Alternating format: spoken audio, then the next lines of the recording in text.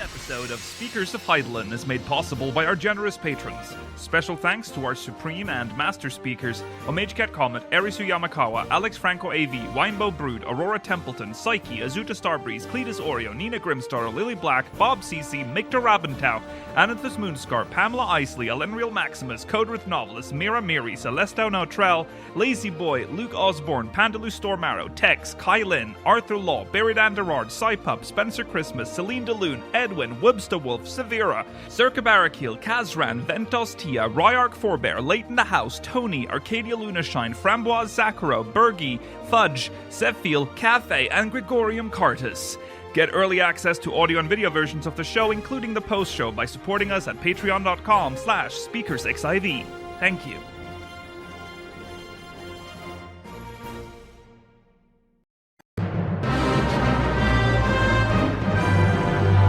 This is Speakers of Hydaelyn.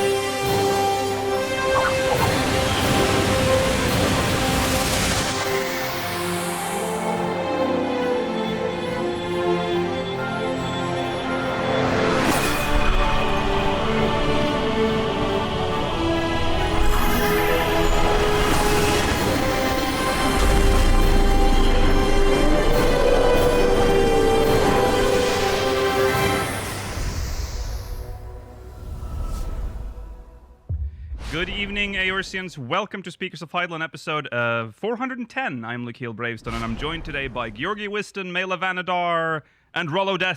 Hello. It's finally time for us to break our spoiler embargo and talk about spoilers. Whole episode is just going to be spoilers, everyone. This is an XL episode. It is July 13th, 2024. It is time to dive into some spoilers. Now, we're going to do recent events first, so keep that in mind. Tensions are going to be high in chat. I'm just going to say that again. Be calm. Stay calm, everyone. This is a very polarizing expansion for some reason. No, not for some reason. For reasons. We'll get into that. All right. As I said, this is a Dawntrail Spoilercast special. We're going to go through the MSQ today. Now, here's the stuff we're not going to cover. We're not going to talk about the job quests. We're not going to talk about the delivery quests. So it's all MSQ today, and everything that's MSQ. Linked to the MSQ. So trials, dungeons, duties, and stuff like that. But zones, characters. So that's what we're doing today. So no post show today because, as you can imagine, a lot of stuff to go through. So that post show hopefully will be back tomorrow. Next week. Tomorrow? I mean next week. Surprise! Yes. Episode 411 is tomorrow. Oh boy! It's only the post show. Yes, it's only the post show. 3 hours post show XL. Imagine. What a fucking nightmare. That'd be great. I don't know. Okay, so that's that. Be nice. Let's jump into recent events. I say that, and I can't find. Okay, here we go. Recent events. Here it comes.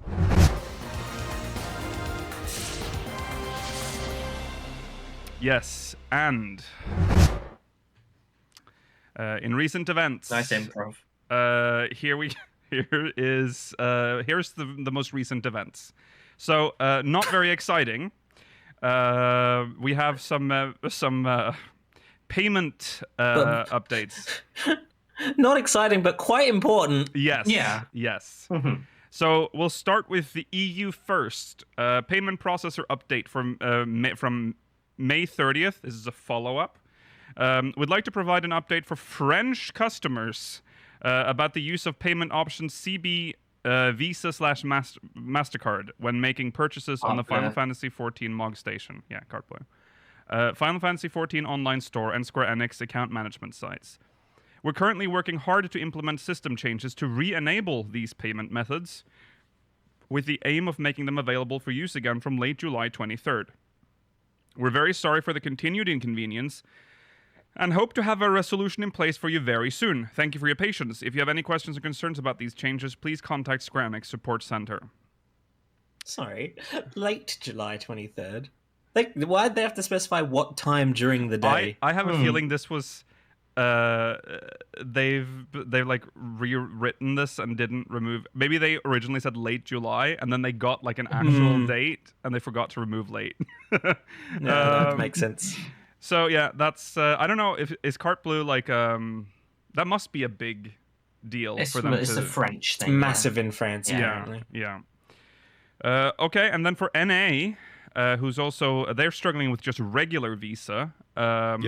Still. Yeah, this is the second follow-up to this. Following the successful testing of our adjustments, we have finalized the date for the fix that will enable Visa debit cards to be used as a payment method in our online services, Square Enix account management, and MogStation Final Fantasy XIV online store. We will be implementing the fix on Tuesday, July 23rd, after a brief maintenance period. In the meantime, users who only have Visa debit cards can utilize other payment options, such as Krista, which they repeat this again, and Amazon Pay. Game time codes are also available. We sincerely apologize for the inconvenience this issue has caused and appreciate your patience while we work to address it. Worked in past tense, by the way. It's crazy that for such a long time, and currently as of recording this still, the online store does not accept just regular Visa. The most accepted card in the world.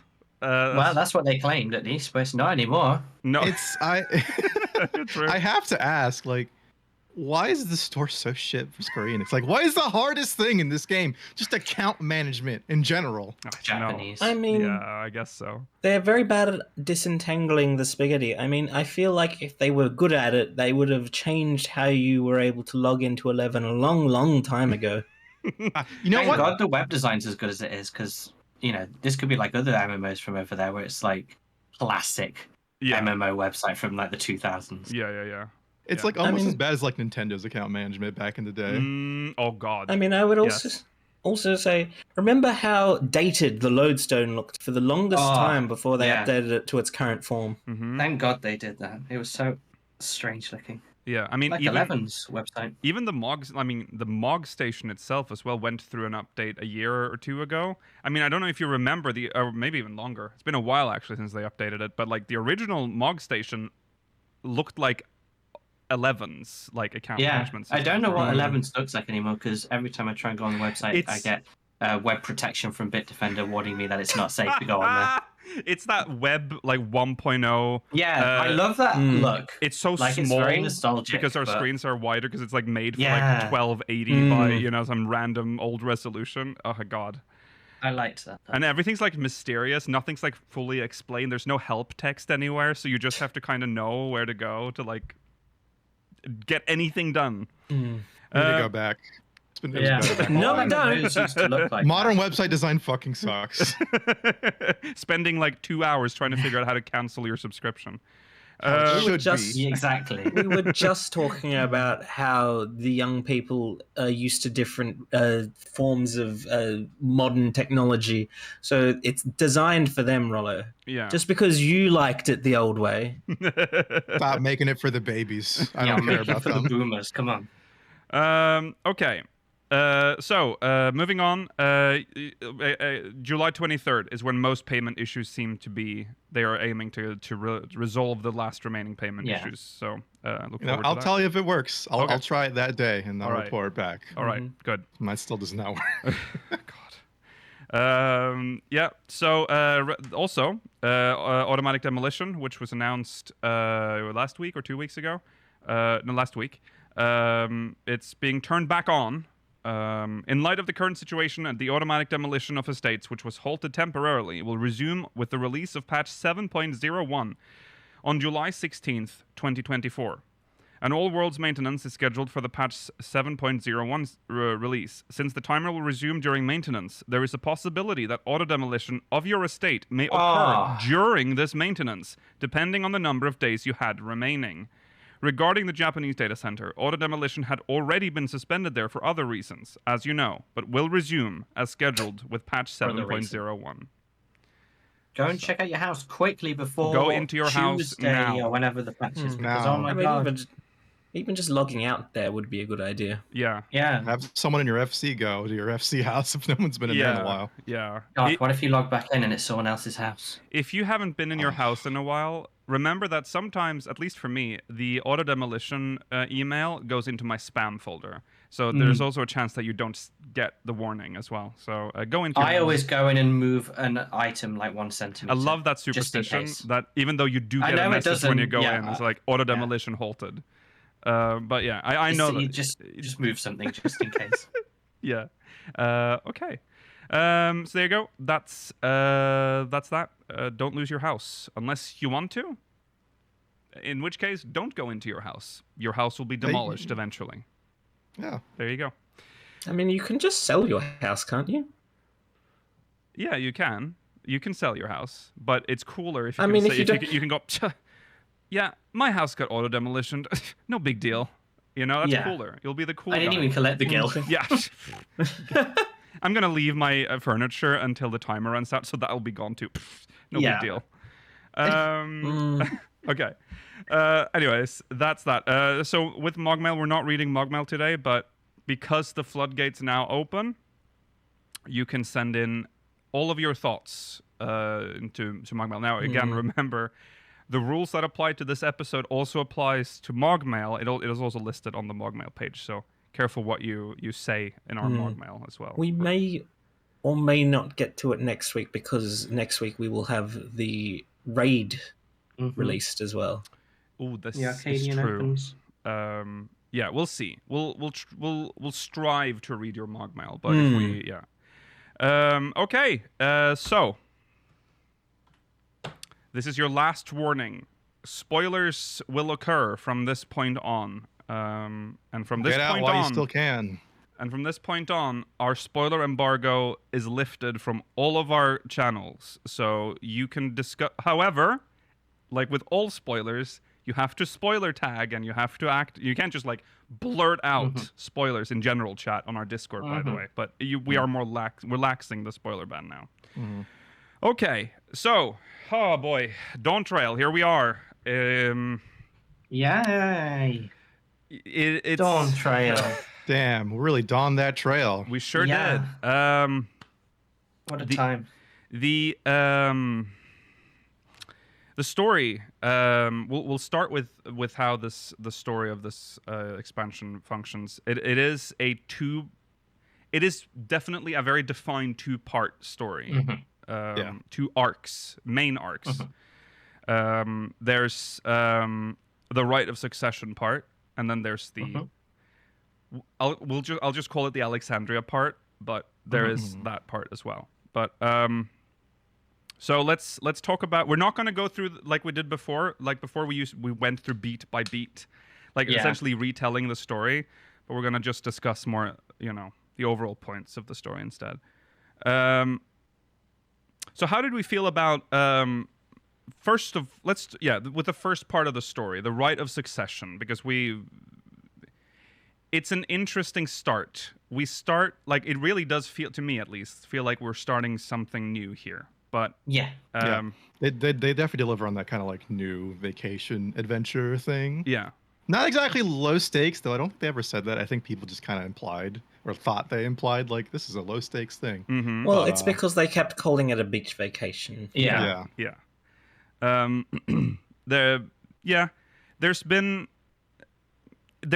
you start like we're on a whole new continent. We've never been here before. So I already kind of knew that this had to be like a bit of a slow, because there's a lot to introduce. You have to introduce the world. You have to introduce the lore. You have to introduce the people.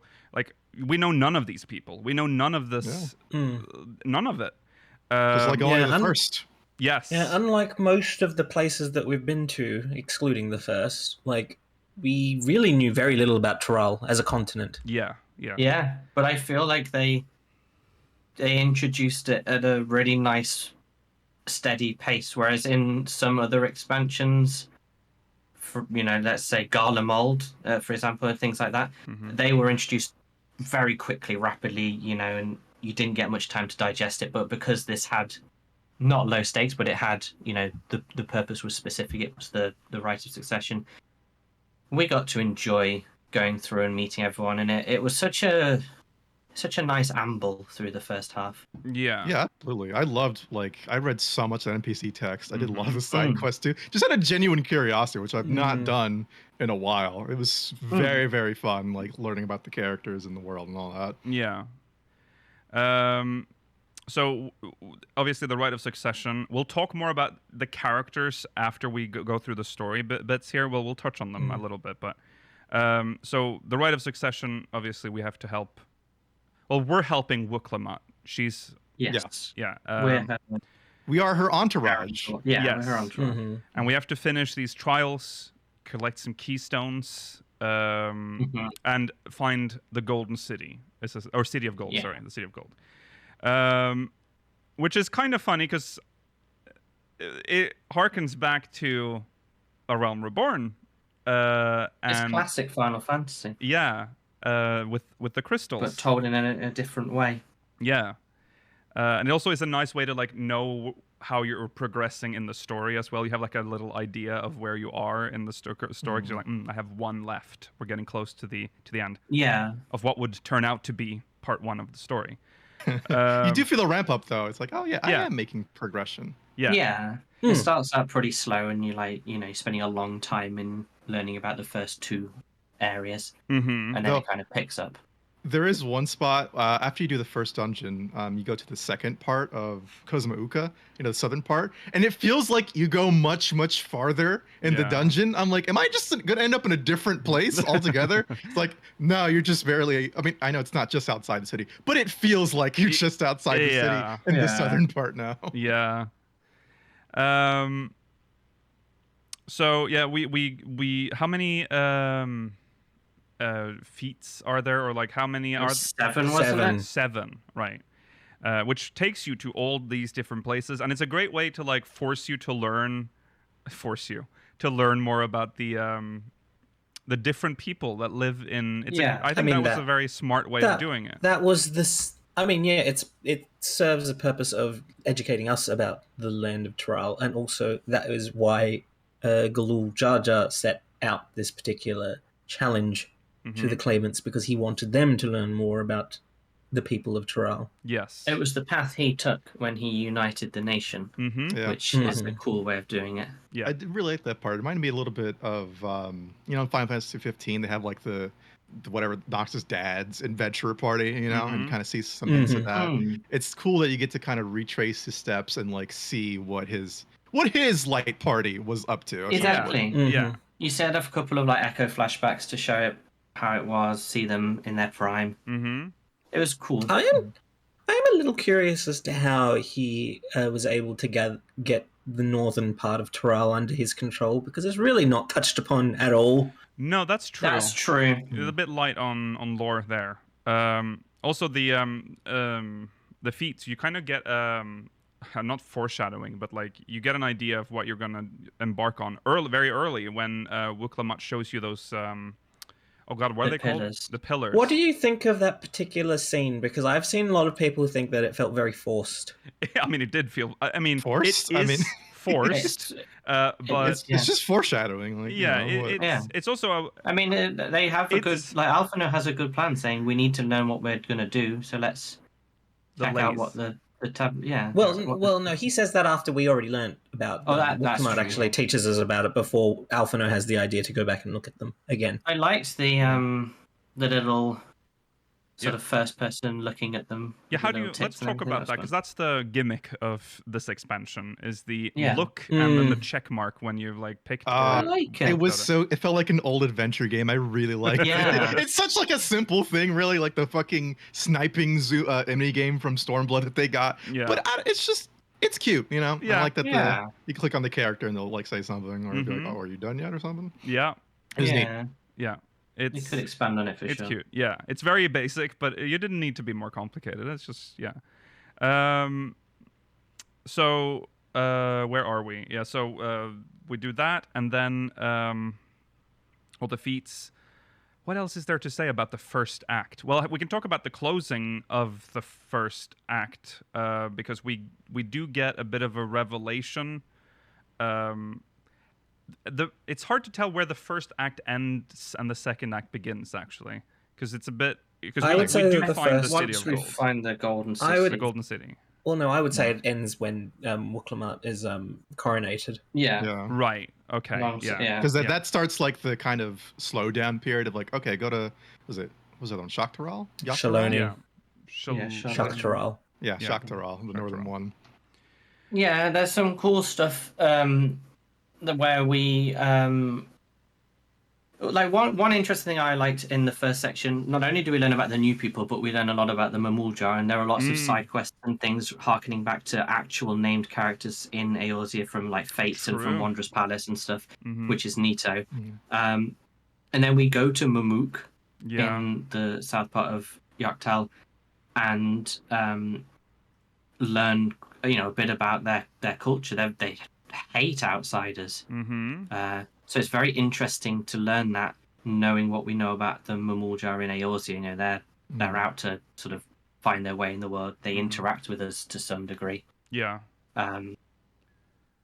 They create horrible abomination babies, and the blessed two-headed Mamulja Mhm. Yeah. are a horrible secret Yeah. that we learn about. Yeah. The interesting thing is, it's never explicitly said. I would suspect, in fact, it would make little sense if he didn't know this, that Galul Jar Jar did know about this because he is a two-headed Mamulja, and that might have been why he sent you in that direction, For so sure. that you would learn about it and Yeah. potentially reveal it. Yeah. Yeah. I mean, he has to have known about it. He went through the Golden City Gate at the bottom, so Yeah, it'd have gone through the Cenotes, like through their mausoleum of Yeah. baby bodies. the dead baby Pretty cave. horrible. Yeah. Yeah. Pretty messed up. It is messed up. Yeah. I really liked seeing the other contestants during all the trials and rites and everything. Mhm. 'Cause it's really, Contestants, or, like a you know- game show. Yeah. Well, okay, actually, wouldn't you say, Georgi, that this does feel like a game show? What's that one traveling game show you like? The Amazing Race? No, Yes, you roll it it. You're feels so like The right. Amazing Race. The- Yeah. I will say most of it actually didn't feel that way, but the one time that I really felt it was the cooking feat in Yeah. Oh yeah. the Shabral village, which I can't remember the exact name of. But like the fact that you had to team up with someone and complete a task, yeah, it felt like an Amazing Race task. That was especially like scary. you have to learn the native cuisine of where you're visiting. Yeah. Yeah. It was cool. I really appreciated it. But I also really like seeing the other people there, like Bakul Jaja, and just him. He's such a fucking loser. Like the impression you get at first is like, oh, okay, he's really strong, and like maybe he's got some like ideas going, No. and he's like, no, that head's No. empty. Yeah. Yeah. He's dumb as brick. He Yeah. starts out as like Dr. Robotnik, and ends as a very tragic figure. But like during the Rite of Succession, I first thought of him, God, what an asshole, and then suddenly he was just a Sonic villain. I mean, there was the part of when I really started to think, oh, he's probably not a threat, is when like Wuklamart was like, we have one person that we absolutely can't let win. That's my brother Zaralja. This two-headed Mamulja, two-headed supremacist. Yeah, I love that. It's not as bad a thing. She doesn't ever mention that he's the real any kind of threat. No. Yeah. Even though he feels like he's a little set up to be at first, without like, oh, I'm super fucking strong. I mean, I yeah. can beat Wuklamart. Yeah. I mean, before the expansion, we was thinking that Bakul Jar Jar would be the villain and he would stay a villain, where Yeah. Zaralja might have come around, and he definitely does not. Yeah, I thought Zaralja was gonna be more of an ally, honestly. I thought he was going to be cooler Hmm. than he was. He's very. It feels like he had a lot of ideas going on in his head, and I really liked the like interactions with him in some of the dungeons where he like blocked your path and stuff. But by the end The of one it, time he he was does such it a, in Walk or Zormor. yeah. I thought that was cool, but like by the end of the Rite of Succession, he felt like a real sore loser. Yeah. Yeah, which I think agree. that worked really good for his character, especially Yeah. when you get the later on reveal for the Yeah. other stuff. But no, I really like how the I guess the trial, the entire thing kind of wrapped up and went. Like it was nice. A lot of good characterization from everyone, I would say. Yeah. Yeah. Also, Kona too. He started off as so aloof, But then the love he has for Wuklemat like slowly came out, and especially during the cooking one, like it was nice to see that like, they do love each other, but they had to be enemies in the contest. It was good. Yeah. Expansion really is about one of the key pillars is like family. Like Yeah. I know it sounds like really basic, but it really is like the relationship. It's not just family; it's like found family as well. Yeah. Yes. It's It's really that nice. cute little nickname for Lamachi. I was like, oh yeah, that's Yeah. nice. Yeah. Mm-hmm. Okay. Do we have? Is there? So there's 7 feats. What's your favorites? What's your least favorites? Well, let's start with favorites. Well, my least favorite. Okay, let's start with least. okay. Let's start with negative and then end on a positive. Let's do that. Negative. Because the least favorite comes to me more quickly. It's the one with the moblins because it's so nothing. Yeah. The idea is interesting. Like the culture behind it. I'm like, oh, you just pan like- these guys hand and foot. Yeah. The idea is just interesting, but I feel like it's by far the easiest to solve. Yeah. Yeah. Literally, they ask us to find someone. We've already met someone. We go back to the city. We pick them up, and then we go and deliver them to the moblins. Oh, It's yeah. kind of, moblins are kind of crazy though. They used to kidnap people to make them work Yeah. for them. So But most of the good moblin lore, I think, was from the Blue Quest about the old man who was retiring and stuff. If you've done them, Yeah. I think Oh, that yeah. I think that was all side quests. So you're right. The MSQ part of the moblins in Earthenshire was kind of just we need someone. yeah. Maybe he wanted to Anything. be a part of it, and Galul Jaj is like, I don't know what you guys can do. I guess I don't know. Just make something Well, up. no, You guys can be they're part of it if you want to. They were part of the lay of. What I don't remember what their particular part of the Yeah. thing is called. I was going to say the It's lay of gold, crazy but that's the trying to Pelu remember. Pelu. Yeah, it's a little fuzzy. I know there's something to it, but it does kind Mm. of pale in comparison to everything else. Yeah. Although I Yeah. really liked the way everyone we met on the boat in some way through side content or main content appeared, Mhm. Yeah. which was I agree cool. with that. Yeah. What was that? What about everyone else? Is that the one you like the least, or do you have other one? I mean, yeah, That one. thinking back on it, because when you said the moblins, I was thinking about the story quest between the old man who's retiring and the moblin who loves him and that cute thing. But that's a No, side that's a quest. side. That's Yeah. a side Yeah, quest. you're Yeah. right. That was a pretty boring task. Yeah. comparatively. Yeah, I guess it is the moblins for me as well. It's not I super think- bad, but everything else is just blows it out the water essentially. Mm. Well, Yeah. I agree. I think the problem with the Moblin one is that in order to facilitate probably my least favorite part of the arc, the kidnapping storyline with Wuklemat, they minimized that second feat so they could utilize the zone for the other storyline they wanted to tell. Yeah. Mm, Yeah. that's true. Yeah. I think okay, so favorite then. I just have to say that my favorite I think is the Pelu Pelu one. I think the Oh, that's real story I love It is that. very good. there is good. Like learning how they're obsessed. I mean they're trade But they do merchants. it honestly, Yes. which is a really neat trick, like a Yeah. really nice thing. Yeah, I love they're not like I'm the greedy merchant. You will Yeah, buy I my know. wares. Or Yeah. That's a really easy trap to fall into. Yeah. It's like not Exactly. really cool, but yeah, it's just they're just good. They want to sell you something that you probably need, Mm-hmm. maybe. Yeah, Yeah. they're up there. I loved that. And part, the, it was slower The like as well.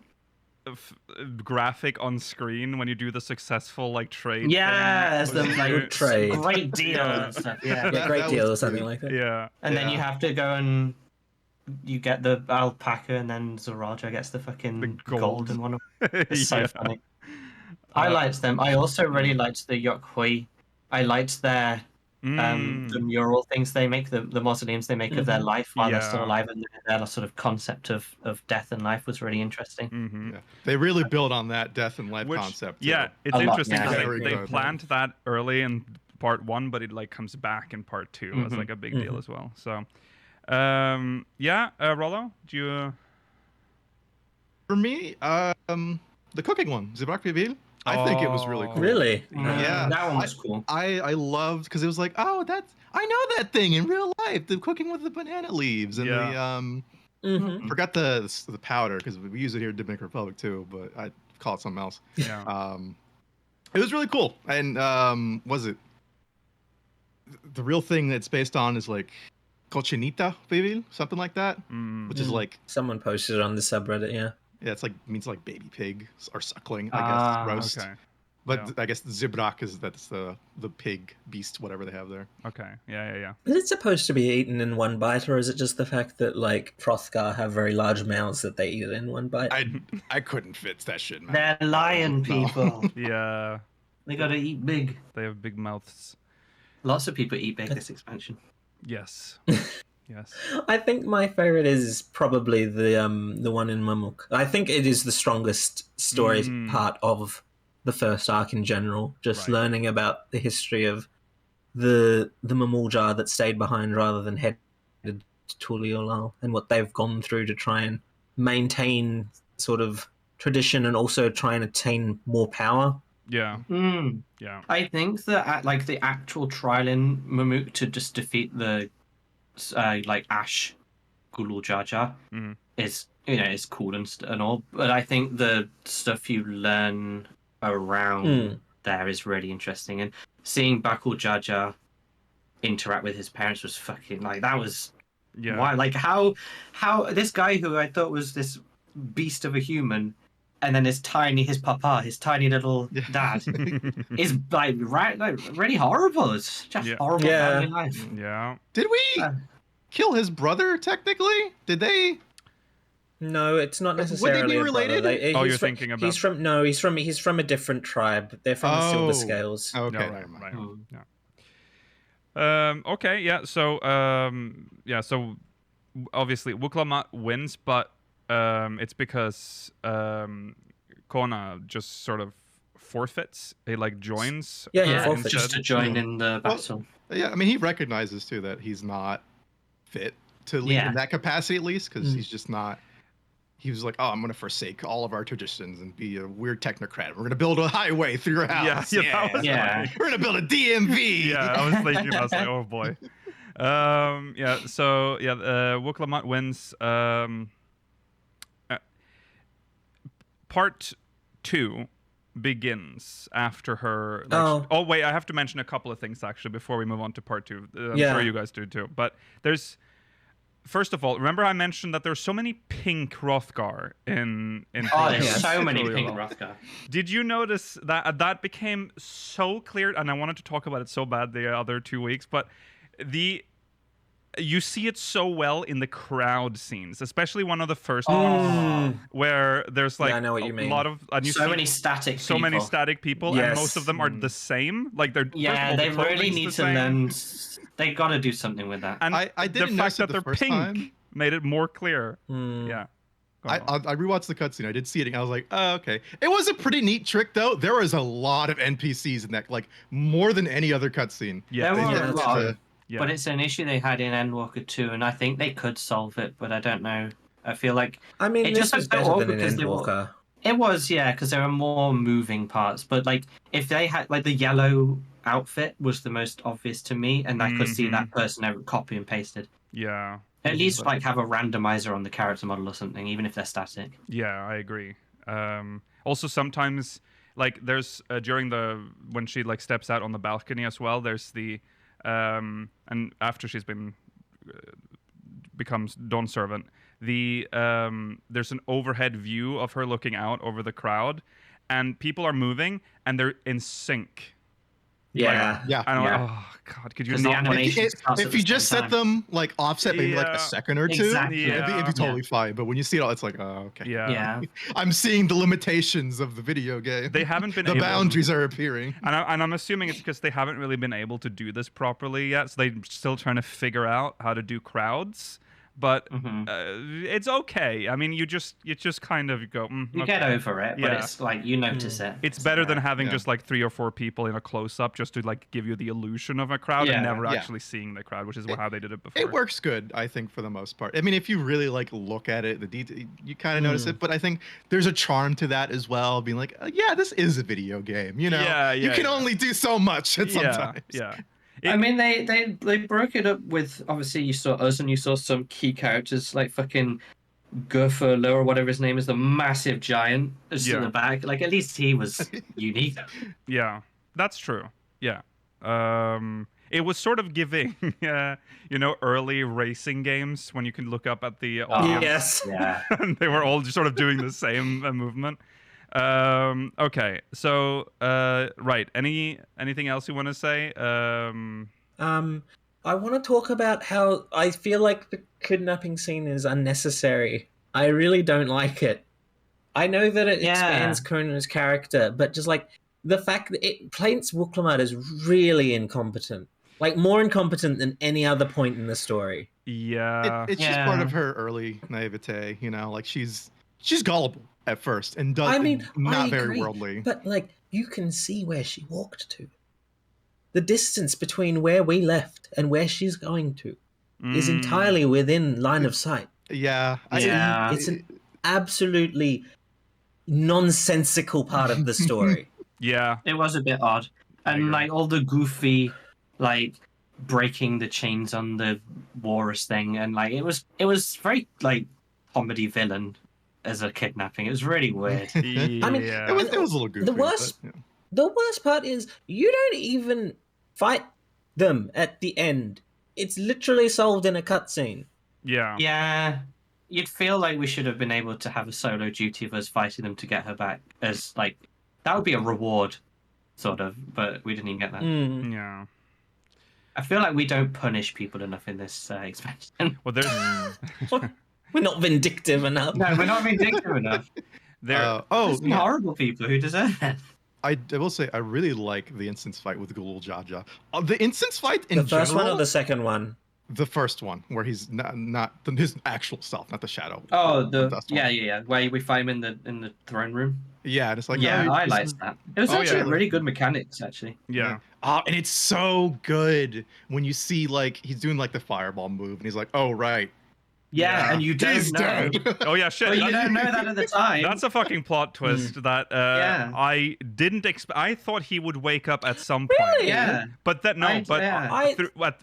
before the game started, and then I started to notice that he was like wrapped, like he looked weird, like He did look weird. He can't sleep through all of this. I thought like this. It's a little.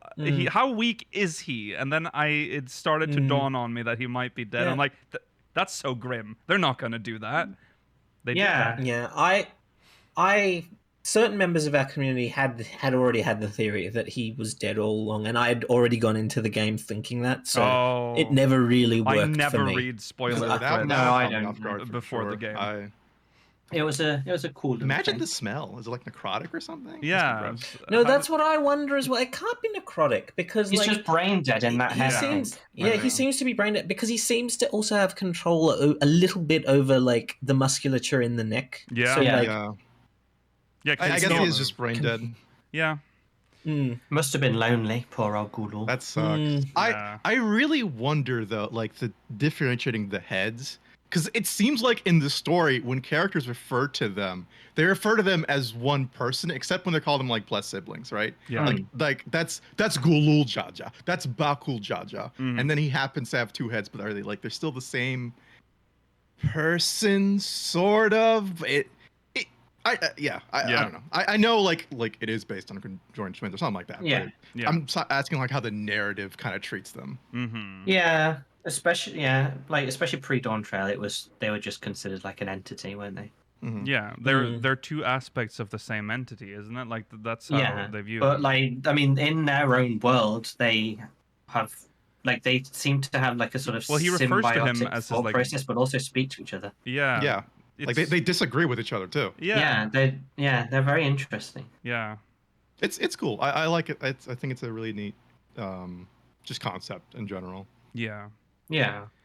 Yeah. Oh yeah. Also, God, Estinian shows up in briefly, fighting Gulul Jaja, and it's very random. And he's like, "Hey, you're here too. Bye." Like that. You did the thing from the trailer. Yeah. Thanks for coming to do that. Thanks for doing that. Yeah. You want to like join us? No. No. Yeah, basically. I gotta go to Arizona right now. Yeah. That's just what he does now. Yeah. You know what's also weird? The way that the game treats it as a secret that like Kona is being supported by Urianger and Thancred. Oh yeah. Yeah. Yeah. They show up later. Yeah, It's they do. Okay. Yeah. They did not really play up the rivalry or like conflicting Scions thing, by the way. No, It was they No. didn't go that. like- I was. They didn't go too far with it. No. Even when you're talking with that, like at first, like, yeah, I guess we're up against the best, the wall or whatever. And then he's like, we're pals. What's up, man? I like that though. Let's I do mean, this together. Yeah, it's nicer that way. Okay. So that's part 1. Now, also, actually, there's more in part 1 that we haven't talked about, and that's the actual city of gold, like The Golden City the is Golden very City. important, actually. Now, I couldn't remember, but the Echo flashbacks. Mm-hmm. Oh, and well, also meeting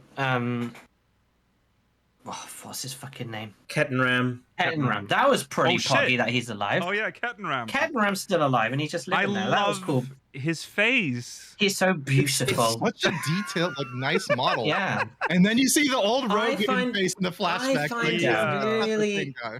Yeah. find him really uncanny. It's I don't uncanny, know but why. it's like it's I so love- nice to see a new Rogadan face Yeah. that makes him look real. You know, like. Like Rollo said, when you see the flashback of young Kettenram, you're like, oh, okay, right, that's. He looks Yeah. older. Yes, somehow. Turn on the DILF mode. Go back. Go Yeah. back.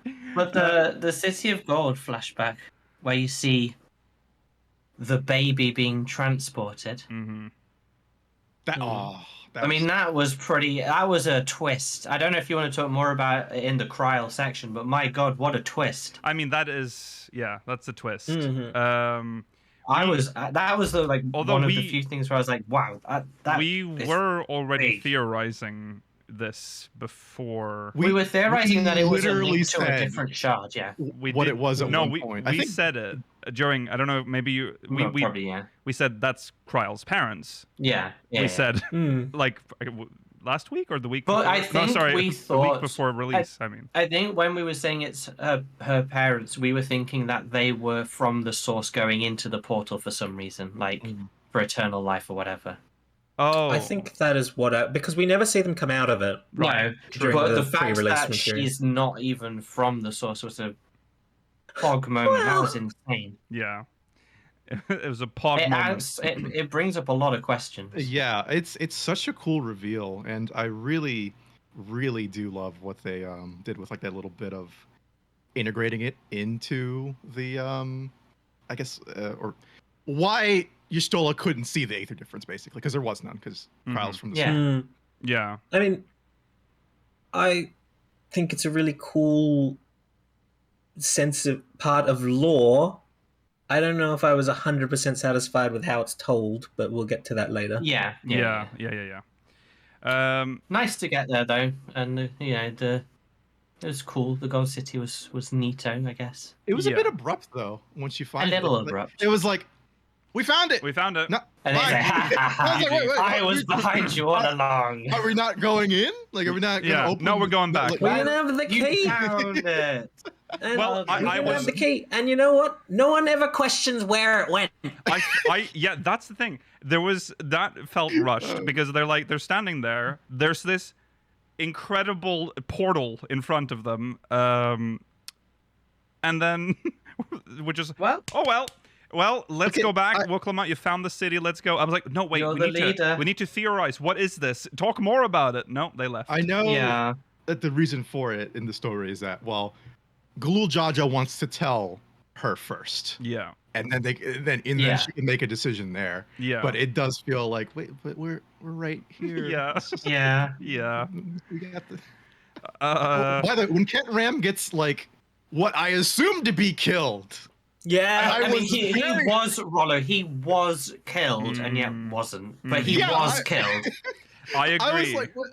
We just met him. There's no explanation either when He he got just shows up dropped again. and shanked. I mean, he doesn't actually die, but as much as it does feel like he's going to, it's not the first time this expansion does a thing where they introduce a character you think they might be around for a while and then they die very soon after. We'll Yeah. talk about that That's in the second part of the story. Yeah. But that lad was he was dropped, and then he comes back like, huh, you never guess what He happened? has Someone to- stole me bloody I mean, keys.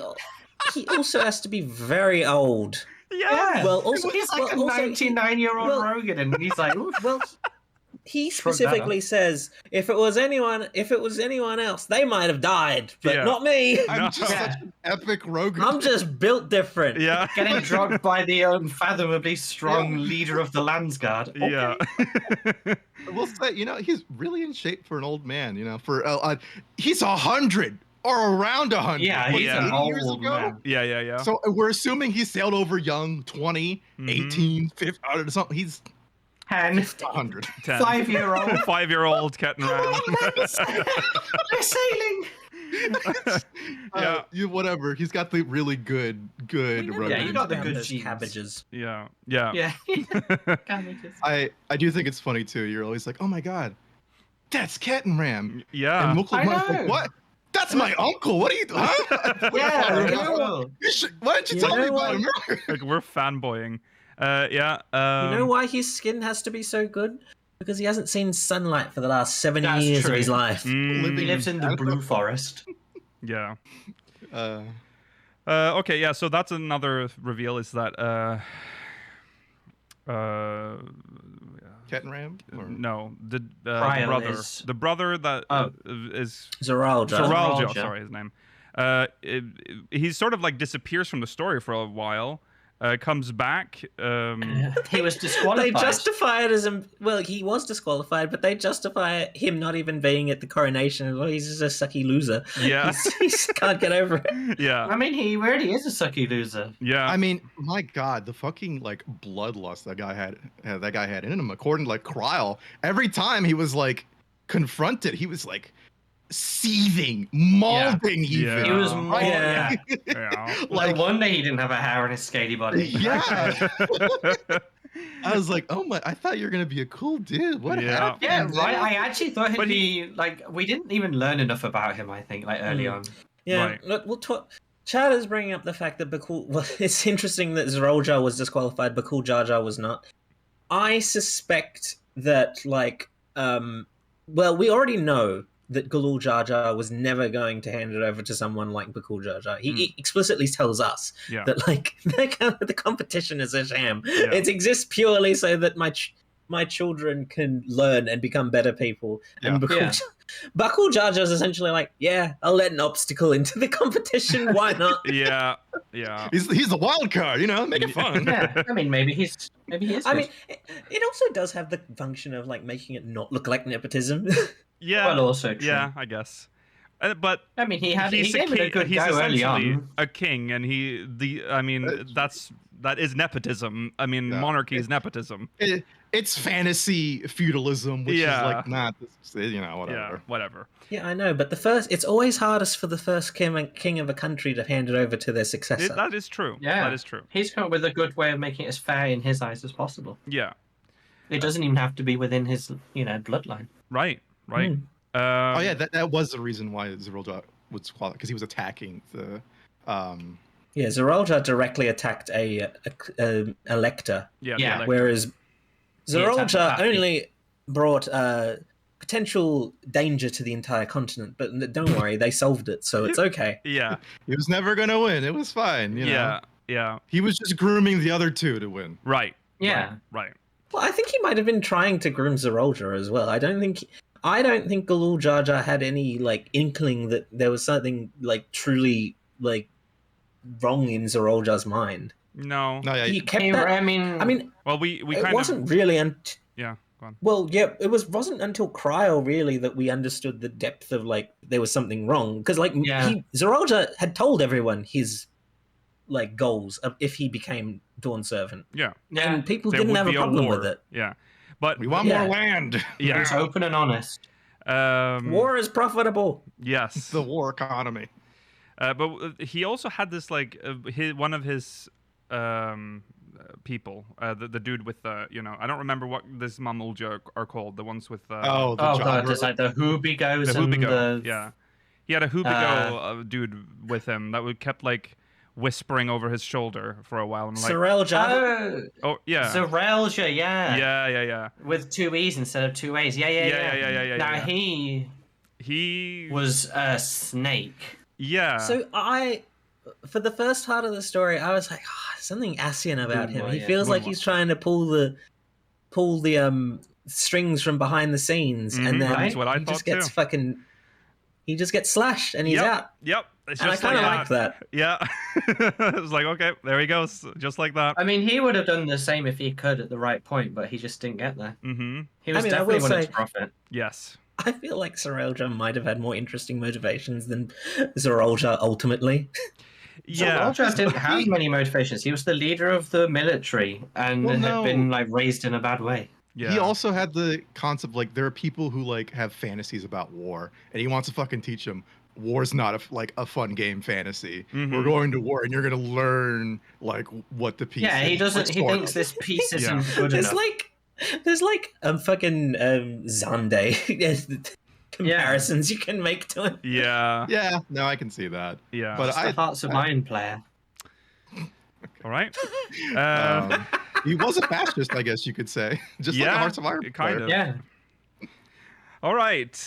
So with that done, we kind of see Sorelja's like true intentions really starting to form with the gate, the portal.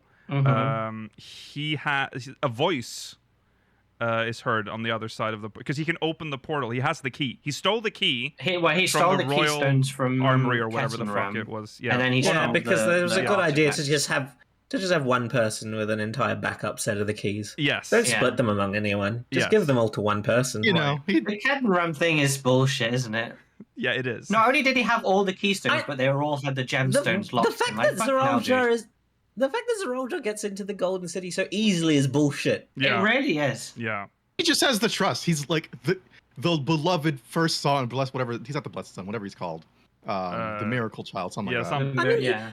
it's not even the trust. Like they even Resplendent specifically child? say they stole the key out of the vault. What's It the wasn't like- security like? Yeah. What the hell? It's him. He can do whatever. I guess for he sure. is a prince technically. Yeah. So I guess it would Like, make wait, sense. What are you gonna do? Yeah. Go against the guy who's very good at murder? Yeah.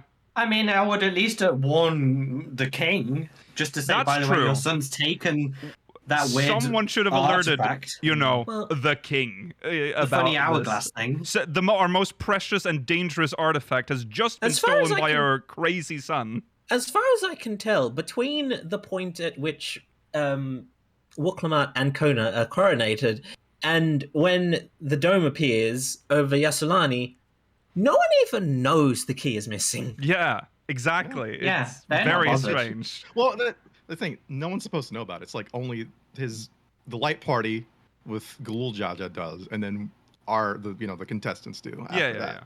But surely So it's a very small group of people who would know this is fucking important. someone must be guarding And the the only- vault. Someone, But- there has to have been. I think you're looking someone. into it. So he can I do know, what he Open wants. door I know. policy. It's just one of those things that I just kept thinking of. I was like, this is But the absurd. vault was guarded. It was Yeah. guarded by all the things that we destroyed on the way there. Yeah. And then Zorolja could obviously just walk right in He just- afterwards. Yet yeah, it's bizarre. I mean, remember the fact that Galul Jar Jar, after we get to the gate, walks like in He right just after us, like walks That's only true. a minute later. I feel like maybe we should upgrade security. Here are people just fucking walking in. But all right, it doesn't matter. It is needed to progress the story, obviously. Exactly. We get that scene where she well, there's a scene like in the when we go back to like relax after done, found the city of gold, thinking about maybe we should go back and chill, adventure is over, and then we get that weird visit by Kona where he's like, she's gonna ask you to like join her or whatever. And I Yeah. was like, I really like off. that scene. yeah. Yeah, I thought, I liked it though. I was like, oh, she like really. oh, I like does it as a admire us. scene. yeah. She does admire us, but I mean, I told Erenville in Endwalker I don't even want to come on this trip. You think I'm going to stay around with in the palace, become a guard? Well, I thought it was weird. I mean, Warrior of Light. He also said she hasn't mentioned B. I'm like, that's kind of horrible. If she's like, she's not even going to make you like an advisor. No, she hasn't mentioned you, but I'm going to use you as my messenger to tell someone else that I want to hire them. I mean, it's a surprise. She's just fucking with her brother. Like, I got you, bitch. You're joining me. Come on. Yeah. I mean, it is a surprise. I would hate it if I was Kona, if that's how I found out I was going to be a future leader. Yeah, in front of everyone. Yeah. Kona, do you want to join me? Yeah. I can't really say no. Kona, you know how I made you stand in the crowd with everyone else? Yeah, like the peasant you are. Yeah, she wanted him to taste that peasant life for just a few hours. Okay, so it was cool. It makes sense too from like from the start. I should have realized it. Like, oh yeah, there's gonna be two leaders. Mm-hmm. There's the head of the wisdom and then the head of the resolve. Like literally, those are two characters that fit that perfectly. Yes. Yeah. It's a nice resolution. So it resolves, and we're now like this part is the 2 best is bit. about to begin. So Erenville is now like Shaloni. We should mention nothing could be better than Erenville has been here for this part of the story, but he is in the background. He's facilitating. Very much in the background. This isn't his story yet, but we're getting to it. It is the funniest shit. Every time there's an instance or a dungeon or a fight, he's like, all right, you guys got it. And sometimes you'll just see him in the corner. Just watching. I'm like, I can respect that. You really aren't gonna fight, and that's cool. That's you're not. That's not you. Right. Yeah, he's a conscientious objector. Yeah. He's part of the entourage. That's how you use that term. He has a role in the party. Yes. I mean, he's the new Kryl. Kryl used to accompany us and not participate in dungeons. Yeah. Rollo, in 8.0, he's going to get like a massive axe or something. Don't make him a fighter. I don't want that. I was waiting for him to like become, like get a costume change maybe even during this expansion. That didn't happen. It can still happen during the patches, but unlikely. I was waiting for him to take off the fucking backpack. Yeah. How long did I get those goddamn screens? He took it off. He took it off a couple of times, and the first time I got really excited. I'm like, costume change. He's gonna do it now. I was like, no, it didn't happen. No. He had useful tools in his backpack. He had that fucking like floating cursor at one point. He has all sorts of shit that he needs. Yeah. How much shit do you have in there, dude? God. Yeah. Okay, so we get we finally get this license or like whatever to cross the bridge. Yeah. A pass. We got a passport to head to Texas. How do you get that? Like, how many people go to the Shaktaral? It sounds really difficult. Yeah. I mean, border control is strict. Yeah. I think it kind of goes on with like Shaktaral is like a bit of an outsider in terms of the like governing. You know, like it's a bit more on the edges, and it makes sense too because a lot of the people there have only just now kind of started to settle, and they've been kind of migrating tribes for a while. Yeah. Territory extends all the way to Yoselani. That's true. It does. I mean, a lot of them are still big, but they move a lot. It's big. A lot of them are still like traveling groups. But it's so far away, so it's probably hard. It's one of those issues where like that continent, it's a different continent, and it's. Is Shaloni very far away? It's the other end of the bridge. You can see it. It's a long bridge. Yeah. I know. I don't know. It is I get weird. the impression that Yaktel is further away. I have tried to rationalize it as well. You need an airship to get to Yaktel. I was thinking that because it's so far away, it's just hard to govern. So therefore, they have like a safety. But it is weird to have border control in your own country.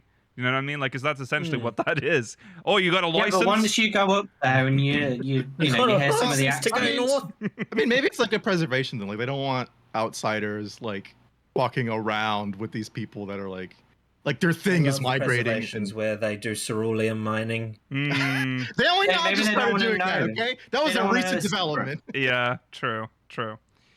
Okay, well anyway, you get to meet all sorts of cool people in Shaloni, but the one people you never get to fucking meet, even though there's cerulean fields everywhere, are the Wallaki, which I was very disappointed. The Wallaki don't live in Shaloni. The Wallaki live further, I know they don't, but I was expecting to meet them at some point. I was expecting at least like a mention. Like maybe there are. I haven't done any of this. Like I haven't major done all the quests. side quests. I have heard that there are at They least talk 2 about the mentions of Wallachie. Wallachie. Oh, there are. They talk about That's it in one exciting. quest with the ceruleum.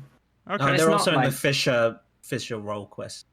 I just was, Oh. I feel like seeing as they were our main point of interest in the Well, if they are New in world. if they are in the side quest, that makes sense. Remember, blue is optional, so it wouldn't That's make any actually sense true, for yeah. it to be That's like. a lot of people have not gotten that. Yeah, far yeah, in yeah. Blue Mage too. So the fact that it's Uh, in side quest, that's good. I look I forward to wonder, doing did they keep them in the New World set? them. That would be. Oh, I would have loved that. Hmm. That Imagine would have that. been the most horrendous thing to spend so much time talking about. Yeah, we really wanted to do this culture stuff right, and then they still have them in the Ah, fucking God. New World gear. Yeah. Their normal clothing. Okay, good. By the way, thank you, Square Enix, for not putting the New World gear anywhere in this fucking game. Not in spotted this new anywhere. zone. Yeah. So Yeah. Thank God. That was. Ugh. yeah. Okay, so we this was exciting for me because I thought, okay, we're gonna get lots of like Aaronville stuff happening right now. Mhm. Let's go. This is Aaronville's part. I mean, This is the it's Aaronville awesome, arc. yeah. it wasn't just the fact that it was Aaronville. It's the fact that we're not going with anyone else from the first part of the story. I was like, Yeah, ooh, Yeah. this is a fresh It's, start. Yeah. this is fresh. It's an entirely new story arc. Yeah. And then once we do you want to talk about the stuff that we do in Shaloni before the arc truly shifts in?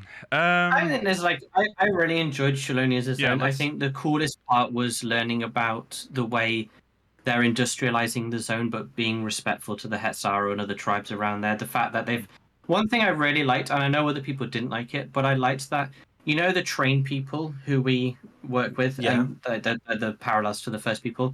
When we go to the Hetzaru to ask for lumber, that's an established relationship, so there's no need to do loads of imposition, oh, we are coming to take some of your lumber. Is that okay? Yes. So, I Yeah. liked that it was an already established thing they've done. Mm-hmm. I don't need, Yeah, Yeah. but let's just acknowledge the moment someone the first cutscene voice. I almost Oh, fell out of my you're not chair. talking about Zakawa. Yeah. I Zekawa. fucking hate Zekawa. him. Zakawa is the worst Tintin. He looks like Tintin. I was. I Zeko's actually grown on hate me him. because I was almost- Zeko's grown on me because I know Mela hates him. Yeah. It was Every other so person in that funny. zone sounds cool. The sheriff of that town, I loved yeah, I his love him. old cowboy. Oh, yeah. Yeehaw. He was great. The other people, but fucking Zakawa. Well, Hey guys, fuck off. The first American accent in this game, I'm pretty sure. Yeah, it was. Yeah. Too, They it sound shouldn't like have been that. him. And I'm like, this is its peak. How could you hate this expansion? I know exactly. This Yeah. is peak fiction Like, right It now. was so stupid. They put Billy the Kid in this game, and they made him sound like that. And they made him look like that. yeah. Yeah, why did he look like that? That's what Billy the Kid looked. Well, that's Yeah. what. That's why people they called think him Billy the looked Kid. He 'cause looks like Tintin. Well, he looks like a yeah. kid, you know. Well, It- not I hated him. the real life one, no, but the fantasy. That's Yeah. he's a very young, youthful guy. yeah. So He's like, Surprised that he didn't jump in a biplane with a small white dog and fly off to fight crimes in Belgium or something.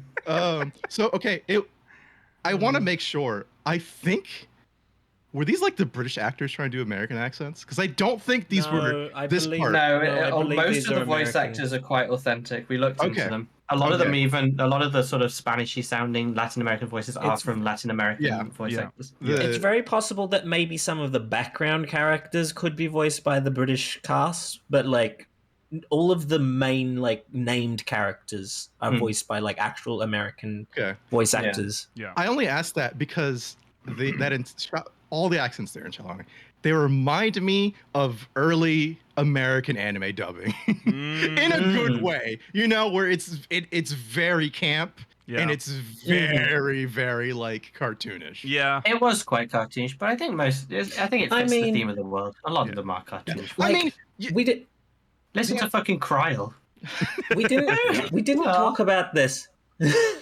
Kryl is. I don't think Kryl's that bad. But think of the fucking like the ship captain in the first Oh, scene I of loved the him. expansion. Oh God. Think of that, brother. Like compare that in terms of like a British accent with some of the American accents we Now hear in you Shalom. feel That's how that's the Brits the feel. range that you're No, getting. but I love it. I think Yeah. some of you guys don't like it. No, I love it. I was. Yeah, it was good. I was like, Except oh for Zekawa. please! I hope there are so many voice cutscenes. I even love Sekwa. I think it's perfect. Oh, I- that's I something agree, that Nikhil. You say I want there to be so many voice cutscenes. I just want to say I was a little disappointed that the first cutscene of the expansion was not voiced. oh That's yeah, fair. that's true. That was a little like awkward. I forgot was like, about oh, that. what? Yeah, Is this a patch? yeah, that was a weird was a start. little weird. That was I a didn't rough like that. start. Yeah, Yeah. Yeah, it quickly sorts itself out, but I didn't like that. yeah. Going back to the camp, by the way, like my God, did they lean into the Western stuff so hard? Yeah. And I think it's kind of interesting that they made essentially the indigenous people, like coded people there, both the cowboys and like the Indians. Yeah. You know, like they're both the. That's nice though. They have the same naming scheme too. Like, Yeah. oh, that's Yeah. I've never seen anything like that ever. No. That's such a unique, but I like guess they simple were all thing. Hetsara who just decided some wanted to stay with the tradition. And they talk about it with Kona, like some of the tribes there stay traditional and some of them have become more integrated with modern Terral, which I think is cool. Also, the tumbleweed was there. Yeah. True. Well, it wasn't a tumbleweed; it was a tumbleweed crab. Oh, yeah, Which that is was- even cooler. that's Yeah. True. Yeah. They were doing like the Mexican standoff, and they They did. I was Yeah. waiting for it. I was like, "Are they gonna do the tumbleweed?" And Yeah. I was like, you can't hate this shit. How can you hate it?" I No, know, that's it so was good. I know some people have said that this is probably the weakest part of the expansion. I can see why people say that because it is the one that is least tied to any of the storylines. Yeah. I really love this part.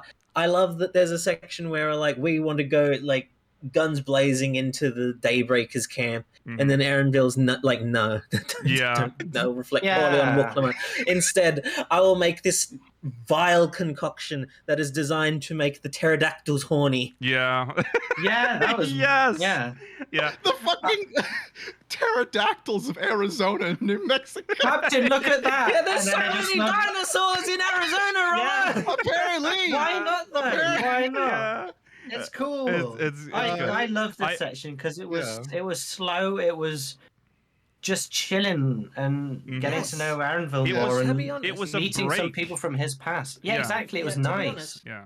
I like the Rite of Succession. Maybe not as much as some other people. In fact, well, I do think I like it a lot more than many of the worst Yeah. people on the internet. Yeah. But this is one of my favorite parts. This is what I want more of in general. Just like this is what we wanted in 6.1. Mhm. 100. Yeah, True. Yeah. They can make a good quest line where you're not really doing anything, but it feels like you're still progressing. Yeah. It's just like it's small town stuff. Literally, it's just like essentially like a bandit story, like a Wild West. Like, Yeah. oh, the sheriff's got to bring him in. We got Billy the Kid coming in. But it turns out it's a vigilante team of people who actually bring justice to real criminals. Yeah. It's a nice one-off episode of like an anime. Yes. Yeah. Yes. It was great, and the side content here was very interesting. Learning about the different people who are living here and seeing the effect that the ceruleum has had on the people. Although Yeah.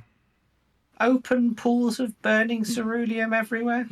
I think They're the effect of the Learning. ceruleum mines is relatively understated, at least in the main scenario. I feel like there's a potential for it to Maybe. get touched on more in the patches Yeah. because I mean, even the Shatona tribe, like we visit them like once, Yeah. I for, was like, hoping one for quest, more with them, and they never come back. I do think it's funny that the Shatona have an aetherite when they're supposedly nomadic. Like, Yes. do they pick Yeah. up the aetherite and take it with them, or do they just leave this one here? Maybe. They put on Maybe the they just settle on their aetherites to make their life easier. Yeah. yeah, I don't they like could- that the flute guy was wearing the stupid foxtail outfit. That was annoying.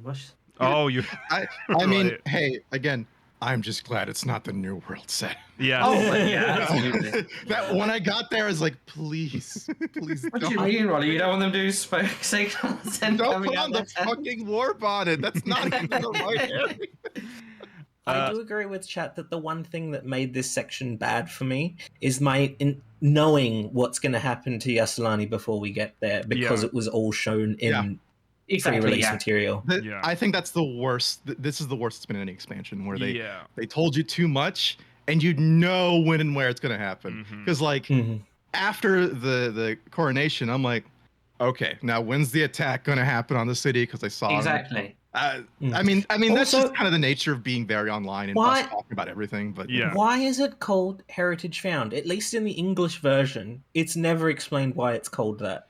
No one ever refers to it as that either. No, no one ever calls it that. It's not. It's not called Heritage Found. No, but it is listed as that on the map. I think a better way to have done this, and I know they never would have done this because it would have been too much work, is for the 5th zone, they could have shown us Yasulani and shown it to us without the dome and shown us some of the other sections. And then we would be like, oh, cool, they've shown us a 5th zone. And then everything that happens there would have been a massive surprise. Yes. Yeah. Yeah. I agree. They showed, we talked about it already, I think, but they showed far too, they showed the last, things from the last. They showed the last dungeon. Yeah. Yes. It's stupid. Yeah. It's too. You're playing your hand too much. You're showing too much. There was so many interesting beats that could have felt more impactful this time around if they hadn't shown it. Yeah. Okay. So go on. I was just gonna say I'm fine with them even showing Solution 9. I was fine with that. Yeah. It's the connecting zone of Heritage Found that is the big problem. Yeah. For me, it's really, really bad. I mean, I'm sure people who are not like us or people who don't follow everything, which I think it's kind of better for you in this game. In all honesty, will have a much better experience and be a little bit more surprised. Oh, that's crazy! I thought this expansion was just about this lady. Whoa, crazy. Yeah, we talk about how annoying the predictability of this game is in terms of patch cycles and how things are presented, and I feel like this time around they could have got away with a lot more if they hadn't shown the last 2 zones. There could have been more impactful moments. Yeah. We should mention then that the train. I am sorry that I was right again, Rollo, about the train. I'm so sad. I knew. I mean, looking at the rail, when I was going around the zone, I spotted the rail tracks, and I could tell this train. There's no train being able. You can't run. This isn't a full loop or anything. So there's no way. We're never going to see a train here. Please, and maybe there'll be some random alliance quest that takes you here. Get the train up and running again. Yeah. Even if you just right click to go to a different area on the same map. Yeah. Come on, please. Train. Well, here's they can't. They would need to change Heritage Found's map, because if you look at where the train line continues in Heritage Found, it leads directly out of Vanguard. Yes. They built Vanguard on top of the train line. Yes. Yeah. Yeah. Well, also, the train line has a massive hole in it, and then leads into a tunnel that's collapsed. Yes. So. Yeah.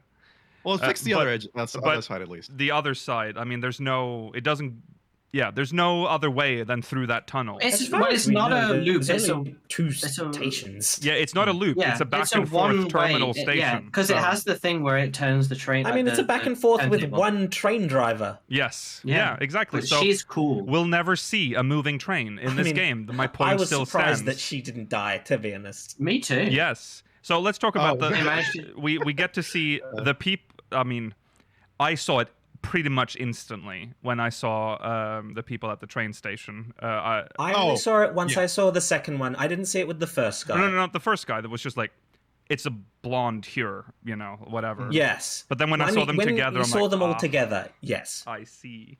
And I thought maybe they weren't going to acknowledge it at all, but then they do a flashback because player dumb. He's the wife guy, Magnus wife guy. He got his wife guy, but he's got a real wife. Yeah. Good. And that's why I thought they were going to kill his wife, because they killed his wife before. Yeah. No. Yeah.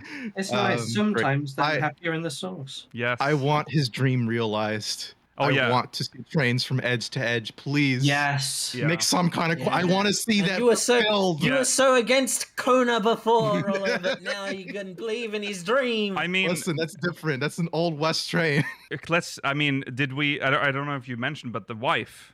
I mean, his wife is alive. in our shard. I mean, that was a huge plot point with him on the first, was that his wife was dead. He was like an His alcoholic. depression. Yeah. But here he can celebrate. But there she was. Which is it? Driving it's trains. But there are characters in our world who are depressed alcoholics who find love and happiness on the first, like Geralt. So, it's interesting that they have these parallels. Yeah. I love the learning it, like the reflections of people. Yeah. I do think it's weird they live the same lives. That's a little weird.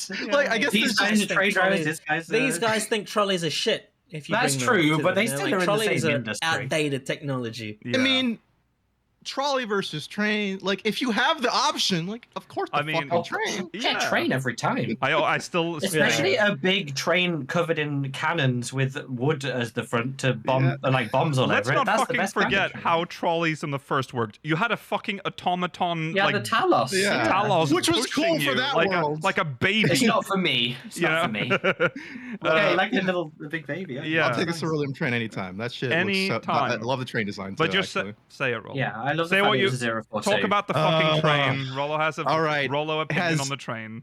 It has such an insidious wheelbase. It's so evil. Insidious. Like, if you know anything about trains, and you see a train that has 2 powered wheels in the front and 1 set of trailing wheels, that's insane. That's not good contact on the rail. There's no power going the fucking wheels. You're not gonna pull shit with that. Well, they did. No leading wheels either, right? If you're going for an Old West train, you do a 024. That's like the Old West style train. That's what people know. All right. Evil, diabolical train. Right. Well, Rollo, they spent their budget on cultural sensitivity leads, not train sensitivity. Where's the train culture is real. We're old white guys in their 50s. It's real for the train spotters, yeah. They should have contacted Rollo to voice Shenza. Yeah. I would happily. Please make me the train guy. Because everything else is so accurate to real life in this game. So I'm glad we got this sorted. I mean, that was, you're right. Like, up until this point, I thought it was real life. But the moment they had this, I can only suspend my disbelief, so much. No, the teleporting is cool. I know crystal means teleport, but I see a wheelbase on a train so fucked up, it's over. 0 out of 10. This expansion actually sucks. Okay. All right. Someone's going to clip you saying just that and be like, Speakers of Hydaelyn official take on Dawntrail. See, guys, I was right. The fact that the train's powered with the equivalent of crude oil is neither here nor there. Yes. No, it burns. Yeah. Whatever. Okay, so we have our idea. So okay, sorry, I forgot. Dome happens. Poof, scary. How did you? Well, no, that was. What do you mean? It's the scary. That was fucking cool stuff. Dome happens. People die. Woo, who cares?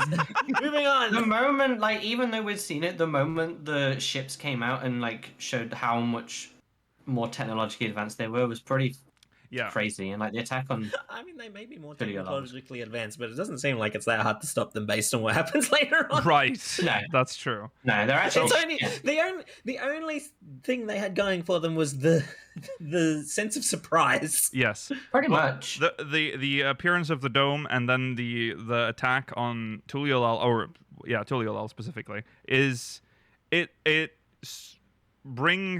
ends our little trip with Erenville, and now when we go back to Tuliolal, we get this scene that they also showed in the launch trailer. By the way, the attack on Tuliolal. So we already knew that was happening as well.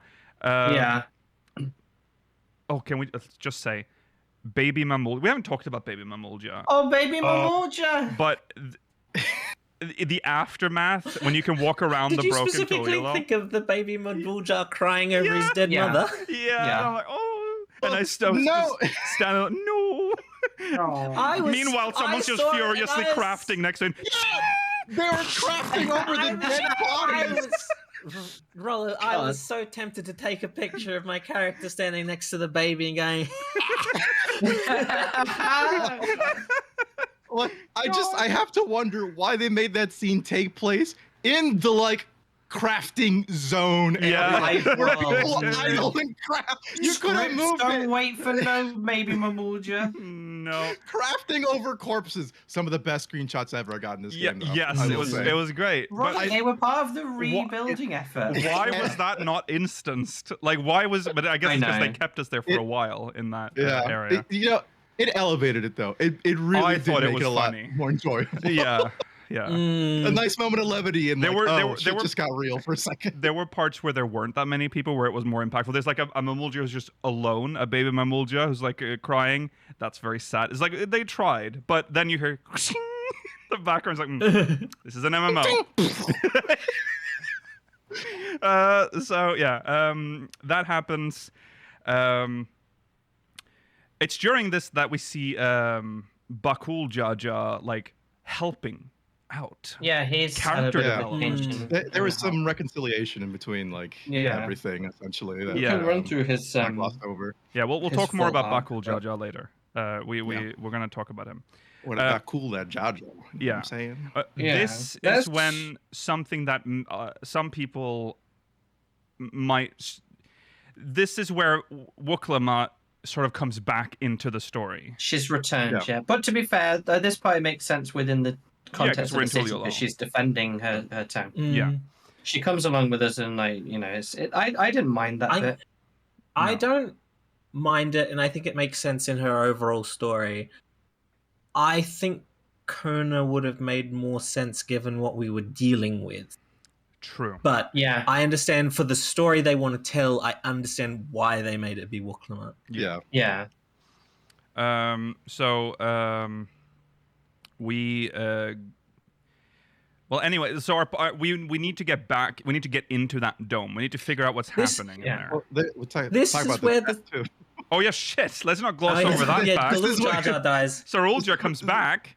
Where Mecha Zorulja He's Mecha comes in. Zorulja. Just cool. I was Zarul like, Jar digivolves into Fucking Yeah, I was like, Zarul Jar. what the hell is happening? And there's a short battle between Sarulja and Bakul. Galul Jaja. Galul Jaja is killed eventually. That's when we see that device that just like Yeah, because he actually defeats Sarul Jaja. Galul Jaja does. Sorry. but then comes back to life. Gulul Jaja, Gulul Sarul Jaja. Ja, and he comes back to life, and he plays the resurrection sound, which is kind Resurrection of cool. sound, Yeah. yeah. And he comes back and kills him. Yeah, There's he a does mention like, oh, it's been so long. I've been Yes, wanting to kill you that's forever. the You're first like, huh? clue. Yeah, What? Well, he thought that he'd lost his chance.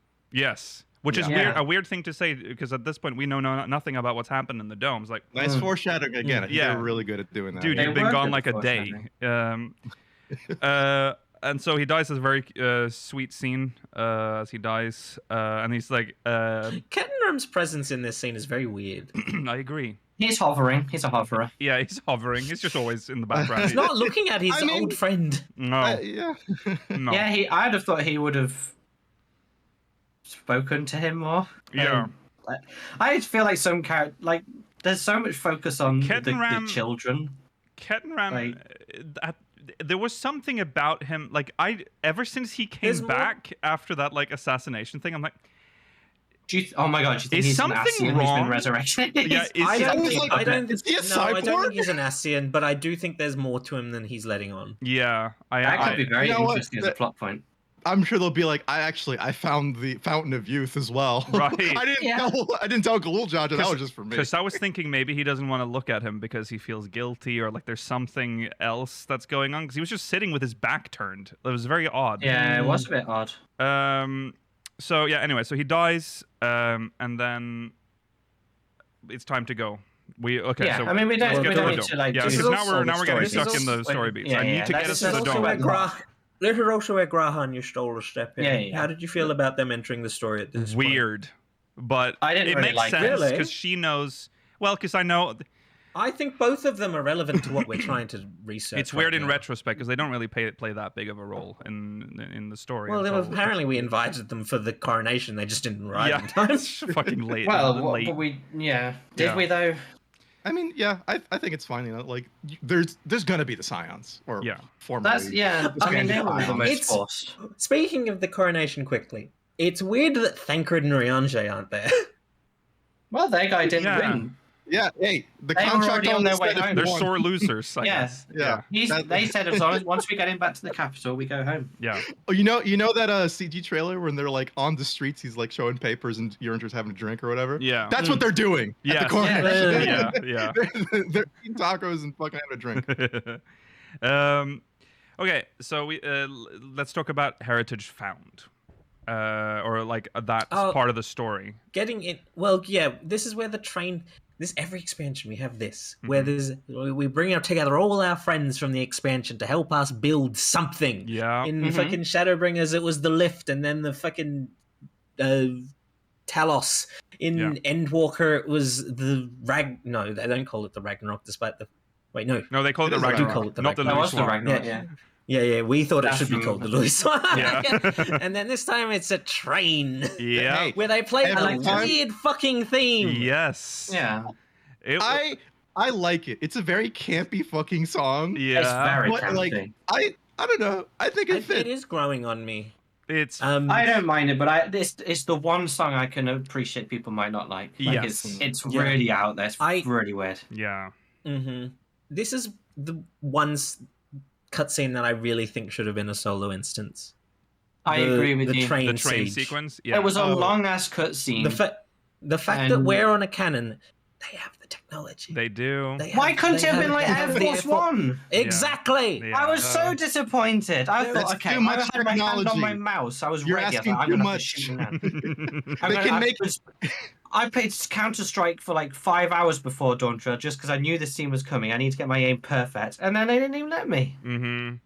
Yeah. That was really disappointing. I think it was a cool cut. Like it did look cool. They got It to do was some cool. cool The stuff. most dynamic cutscene in the game, in the expansion, I think. Actually, in general, I don't know if you noticed, like the actual camera work itself, way A lot more of like people yeah, brought yeah. this up. Yeah. than Yeah. like it's not like the simple like I don't know as was before. Well, big improvement. We've also talked about They were about this. experimenting with it in Hildebrand, I think. at the end, Yes, so. they were, and we actually talked about that when we did our Hildebrand reviews. Like they're testing for the expansion because they did some cinematography in that, and we see it now in the expansion. I was gonna say like there's also this thing that we talked about in our spoiler-free first impressions is that the easing in and out of animations is so good now. It's really nice. Oh God! I can't believe it's taken this long to do it. Like, especially just the idea of a person going around something instead of boom, boom, boom in like a square pattern. Yeah, they move by nodes. Yeah, they do. Yeah. And now they just ease around the nodes instead. And it looks so much better. It looks really good. Actually, what surprised me as well is like you know, in general in this game when they have the more kind of beastly humanoids, they're not very expressive, Right. Because Yeah, they're that's using true. like really unique parts that don't like, especially in the face. Yeah. But the Mamul Jaw in general, surprisingly really emotive. Yes. I was like, oh, like I thought they were gonna be really stiff, like Yeah. how the other others, like the Lupin fucking the Storm. Oh God, Yeah. They were they had a mask on. Yeah. Yeah. It felt like, yeah. But no, they made it work. The Hanu Very Hanu, strong. I have to say, kind of frightening when they smile. Dude, their mouths are always Well, open. Yeah. Yeah, exactly. Tongue But out. So are the giant. So are the Yokoi. Both of them Yeah. have the Oh, yeah. same issue. True. Yeah, But that at least, kind of at least they takeaway. are emoting. They're not just Yeah. like an overworld Yes. mob. You know, can with tell no they're expression. happy. They're dancing around the street with their big, Yeah. like gondola thing that they carry everywhere. Yeah. Yeah. But yeah, I think the plot train. twist with Heritage Found Oh yeah. So yeah, the whole like and the dome, that's really interesting, and I didn't expect it. it was like It we're was suddenly so getting almost like cool. a sci-fi plot in here. Like I was like, oh, it's Within the ruins are like. So I ancient. went on a train to the north, and then 30 years have passed Yeah. for me, but no, like it's a very crazy plot point, which I really liked, and Yeah. it explains why the residents there had adopted to the Alexandrian lifestyle. It was a decent Solution 9 as well. Sorry, I said sci-fi. I meant Star Trek. It's like a Star Trek plot. okay. Like Yeah, it was. Yeah. I'll say on that too. I'm glad it's not a really big like cyberpunk aesthetic that people were kind of guessing from some of the previews. It was never cyberpunk though. It was more just side of like a futuristic sort of cyber aesthetic. Like future sci-fi, but a lot of people were getting the impression it's gonna be it's like cyberpunk or whatever. Like, I don't think they know. Yeah, cyberpunk involves things like body modifications and like this very gritty like humanoid to machine kind of thing. They didn't have any of that. Yeah, the only thing it had was the resuscitation device. Yeah, the resonators. The resonators. I always bring this game up, but it does look exactly like Phantasy Star Online for real this time. It does, yeah. Like exactly the same kind of aesthetic and music even. Yeah. Oh, I love the Solution 9 music, but do you like Solution 9? Did it work? What do you mean? I think so. Like, did it? Because they said to us beforehand, "I know what you're thinking, but it still is Final Fantasy 14. Was it still Final Fantasy 14? Yeah. Somehow it's still Final Fantasy 14. Yeah. It managed it, I think, and It's not our world. Yeah, exactly. Right. Yeah. I don't love I could probably have loved this expansion still without the sci-fi second half, but it does work. Yeah. They did manage to make it fit in, and I really liked the way the invaders were whatever, like this was their lifestyle, but the fact that they'd invaded Yasulani and all the people there had created a whole culture around, like you could see how they'd changed over time. And like when some of side quests and stuff, like the hunt unlock quests, you'd go and talk to someone there who was a hunter, like a viper, and she's like, "Oh yes, I remember that." Yeah. With her old granny face. Yeah, it's the same with the sightseeing log one. You're talking to the twin sister of the person from the first part of the story, so they're 30 years older now. Yeah, it's a really cool way of doing it. It was really cool. Yeah, I was like, oh, this is like the most intricate like hunt log or daily hunt unlock or whatever. Yeah, it was very interesting, and it really it was a very sort of pull your heartstrings kind of plot point, like when you see what happened to Namika. Handmaid, Namika, and like just the fact that these people had lost so much time without, like, it was really good. Yeah, and like I'm even okay with like how they have the technology, but it's very difficult for it to get out of Solution 9, not just because it's inside the dome, but also because it utilizes a material that we have no idea if we even have on our dome shard. With Electro. Yeah.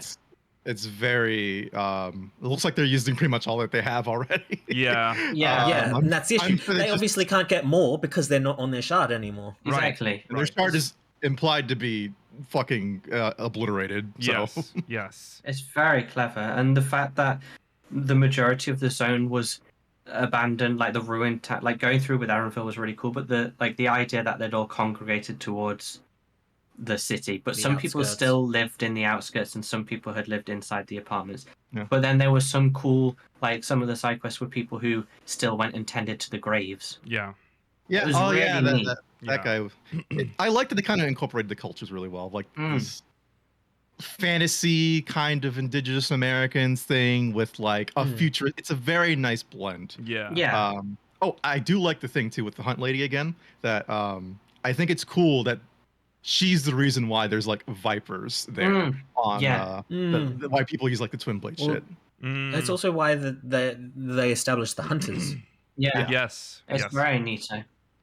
It becomes lots of things came through from like they brought their own, like it wasn't just the Alexandrians imposing their will, they sort of merged nicely. Yes. Even though it is quite insidious and horrible, but well, the reason they merged nicely is because the alternative in Sven's program would have been significantly worse. Yes. So Sven, we'll talk more about Sven as a character later, but she's the queen of Alexandria, and which is obviously the king of Alexandria. Reference to Garnet. This is she's a Sven is a white woman. Let's go. Final Fantasy 9 reference. White woman. Thank you. I mean, that's a Final Fantasy 9. I mean, Garnet is white. It also had, I guess, if we want to pull that. It had a reference to Steiner as well in Otis. It does, and was wondering about that. I never played 9, but I was like, I was this looks expecting like him to be Nine called guy. Steiner, and I he wasn't. wanted him to be called Steiner.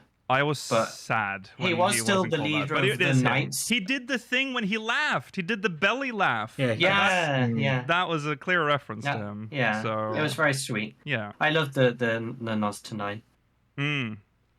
Yes. When did you know that? At what point did you know immediately, or did it take you a while to realize that Kafkiwa was dead, Erinville's mother? Early on, I thought it was yeah. just the reconnaissance thing, but as it went on, I was like, "This, yeah." When she kept like saying, "I'll let you know soon," like I'll tell you soon. I thought she was dead from the beginning because I thought that's weird. Why is she a weird computer floaty thing? And yeah. I mean, I started doubting that theory a little bit when she's like, I'm in a remote area. Yeah, but it went too long without seeing her. I didn't think that she was dead straight away. I just thought she was on the other shard. Yeah. We just didn't know how. Or she was inside the Golden City or whatever. We just didn't I didn't realize immediately that everyone in the Golden City was already dead. Right. Exactly, it wasn't until it wasn't until the stuff with Namika that it became more clear to me. Right. Okay. Yeah. I mean, when Sphene said, "Oh, you're just like her," to like Erinville or whatever, I was like, okay, she's fucking dead. Yeah. Pretty much like from the start. She was being got weird when he said that. Yeah. Yeah. We also see all of the people that have the devices on their heads. Resonator. Yeah. Resonator. That's all crazy, but we learned what Soul Supply was, and that they're kind of essentially want to invade other worlds to steal Regulator. souls. Yes. Sorry. Yeah. Regulator. Such an insidious device when you Really know horrible. I was like, it really is. That's It's the worst. fucked up. And I understand that part's expansion is learning about other cultures and understanding it. Don't know about this one, guys. Lady wants to go out. Well, this one is like you. Yeah, this was. I know that was weird because there was a point where they're like, well, it is a different culture. Maybe it is weird for us. Like, no, this and I'm is like, screaming. I was going like, this isn't good. This is bad. This was the part where like friendship is magic got too much for me. Where it's like, this woman wants to invade other worlds, murder everyone, so she can keep her people alive. She didn't reveal that immediately, Mela. No. I think everyone was way too. I agree. I think people were way too trusting of Sphene. Yeah. Well, that's why I also think it would have been. That's honestly why I think it would have been better if Kona was with us as well. Yeah, to be I agree. honest. Yeah. I wish Arc 2 was mostly Erinville's story, Kryle's story, maybe Kona. I agree. Yeah. I love Wuklumat, but I don't think she needed to be here as much. No. I think she needs to be there because I think she needs a conclusion to her storyline with Zeralja. Yeah. Well, true, yeah. Hello. So I do really like, though, the kind of betrayal of trust from Sphene and Wuklumat. Like, that's a really good scene, and where she's like, Sphene is trying constantly to be like, I need to tell him, or like, I have to, or something, but she can't really bring herself, which I think works a lot better with Wuklumat than it was if it was Kona or something. Mm-hmm. Yeah. Yeah. No, I think bringing Kona would have been more practical. I just don't think it would have worked as well for the story. Yeah. Right. Okay, so yeah, we there's a whole thing with the big reveal with Sphene is when we have the confrontation with Zeralja. As he's preparing to launch another attack on. Yeah, because we took too long. Yeah. And she's like, I don't remember exactly what happened, but at some point he slashes through her and she just disintegrates. She turns into and one she of turns those. into one of those guard things, and she just occupies a new one. Yeah, so she just can. At that point, she you can know be any of them. that she's not like a real thing at all. Well, although Otis has already told us at that point, actually. So Otis actually drops the bomb that she is. What do they call a remnant? Mm-hmm. Endless. Oh, endless is what they call it. Yeah. Which is the people who live forever in happiness, in bliss, in the living memory section. Very dark concept still. It's so dark. But presented so beautifully. Yeah. It's really well done. Oh yeah, I think it's great. Yeah. But also, Sphene has writing on her which says Alexandria, many souls, one heart, which it was is a done. bit of a. I mean, what they did was horrible, kind of, to her, because she had already died, essentially, and then they forcefully extracted her soul and put it into. I'm not sure what happened. Like, what is her body? It's not her soul, is it? It's just her memories. Her isn't it? memories. Her memories. And then they put it into. Yeah. The actual soul The returned to the ether already. Right. Yeah. Yeah. No, they didn't let. No, this. Oh They yeah, s- her soul returned. Yeah, to her the- soul. hers. Yeah. She's is, like, just the early- memories of the queen. Yeah. Whereas Otis was the tester for the soul extraction. Yes. He was like the first. And he's like first gen, so he doesn't have any backups. That's why or he looks so anything, cool. But yeah. that's actually him. Yes. Yeah. Or no, that's no. just him. Wait, it's a copy. No, of it's him. just his memories. It's his- It's a copy of his memories. No, he was the soul. No, he's the first soul device, right? So he had all of him is in there, I think. Yes. Sorry. Yeah. His memory. No, though, he doesn't. It doesn't have his soul. I'm pretty sure it does. What? I think Okay. it does. Yeah. No, I'm pretty sure. Oh, did he? Okay. Whatever it was, he was cool. I love it. All right. Yeah. Very funny robot man. yeah. Love He him. looked after baby. Yeah, he looked Oh, after. baby Galul. Oh yeah, we haven't even talked about Galulja. Galorja. So Zoralja, in the last 30 years, at some point, fucked someone and had a baby. I don't know if that's necessarily true. Maybe the cloning technology, but Yes. also Yeah, that's the. Yeah, it does make you think like who. but fucked why? Zoralja? Well, They that's well, they no, the extracted other- his sample. The question why I don't even know if like it's like he conjugated with someone is because we never see another Mamulja in No. Heritage No. Found or Solution 9 ever. No. Yeah. I would believe that there are some there though that got caught in But that why bubble. wouldn't they show I us will one? say I mean, I don't this know. sound. I mean, like chat is pointing out, this is probably a patch story that we'll get maybe. about 100%. how that- Or- I agree. Yeah, he I think entered we're definitely going to massive learn about diamond. Galulja's how he exists. Yeah, Yes. I like him. Does he got a He's- mom? He doesn't talk about mom a lot. No. He's on his own. Well, he A seems lot like of he characters was. He in was this game abandoned. don't talk about their other parent that's not relevant. No. That's Well, also no, true. I mean, he says But- once we kill Zoralja, he says he has no one. Well, And then we're like, wasn't- but Galorja, you have us. Wasn't and he's it- like, Wasn't it almost implied that he barely knew that Rulja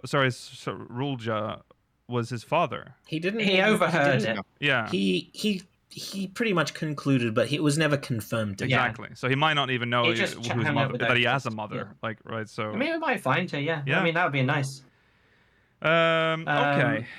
All right, living memory. Let's power Kingdom through some Hearts. of these bullet points. So Kingdom Hearts No, is we like talk about the fight with Zoralja and everything, like the lead up. we to can that. talk about that in the We can talk trial about when we talk about Zoralja. or like in his. Yeah, we just want to talk about the art. Oh, well, right. Yeah. Like, do you like living memory in like the quadrant bit? I don't know if you want to talk about this in the zone or in the art, but I think this is one of the most well done existential zones ever Oh. because it's beautiful. It's this golden world where you live out your happiest memories over and over again, Mm-hmm. and that's insidious. But it's what a lot of people like nostalgically dream of. Like, oh, I wish I could You'd relive love this. it Or I there, wish I Matt. could. People, Yeah, people would call this a Lotus Eater machine. it's Oh, yeah. insane. And you go there, and you have to shut it off quadrant by quadrant, Mm-hmm. condemning those That's souls to the nothingness. craze. Well, no, they But they're don't souls, have they're their memory. souls. They're They only are- They're they are memories. just You have to. memories. Yeah. They're just memories, but they disappear. Yeah.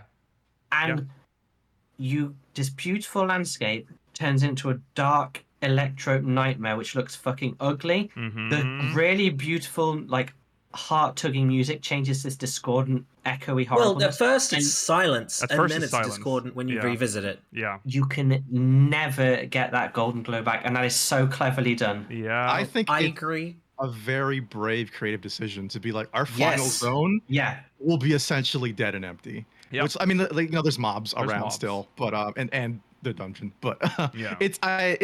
it's really cool, and it's a really I don't know, it's such a change of pace from any other final zone where it's Yeah. like such a like oh yeah, we're doing the thing, we're Yeah. getting ready to fight, and it's like no, turn on the fountain, it was so like yeah. go it talk was to such a Carl's parents. bittersweet zone. Yeah. this is while this works, I think this works for all of us. This zone. There are some people that feel like it loses all urgency upon arriving in living memory. Yes, because the story Possibly is at a so, very yeah. dramatic Well, point at this point, right? She's deciding that she's gonna essentially delete the memories of Sveen and turn into like super Death Because- Queen. Super Yeah, Sveen, I mean, yeah. ultimately, what preservation did to Sveen is very fucked up because she is a very nice and like she doesn't want to hurt anyone, Right. but she is tied to a program that is designed to do anything in its power to sustain the citizens of Alexandria. Yes. Yeah. And her I mean, I actually knows that too. Is like, that's gotta fucking suck. Like that's such a Yeah. powerful emotion to be like, I literally can't stop myself from doing this. Mm-hmm. yeah. And we see that I actually. feel There's a like- few moments where she like wants to tell us something, like in the story. Yeah. Like, there's Yeah, just, but the like, yeah, she's guards see so- her. She Yeah. sees the other guards looking at her and just feels like she can't say. yeah. It's great though. I really like that last zone again. I would never want them to do that again. I No. would No, say. no, why not? But Well, I don't think it would work again. No. No. yeah, but I think it makes it really special, and I think it's amazing. Mm. Yeah, and I think although I can see how it loses some urgency, I think that's kind of, in a way, quite nice because you're going in there with a specific purpose, Mhm. but you get caught up in the beautiful lives around you. It's like, how can I, like the couple who, I always wanted to propose to her, and Oh, you yeah. know, now I've lost them, and you're like, oh, how can I destroy these lives? And then it's like, well, no, they're not But really they- lives; they're memories, yeah. and it's such a what is like what you know What's what life? what counts as life and what's Yeah. real, and Yeah. it's nice to get caught up in that. Yeah. It's a really good like comparison to Ultima Thule, I think, which is very much about like finding the meaning in life and all that, and like going from despair to like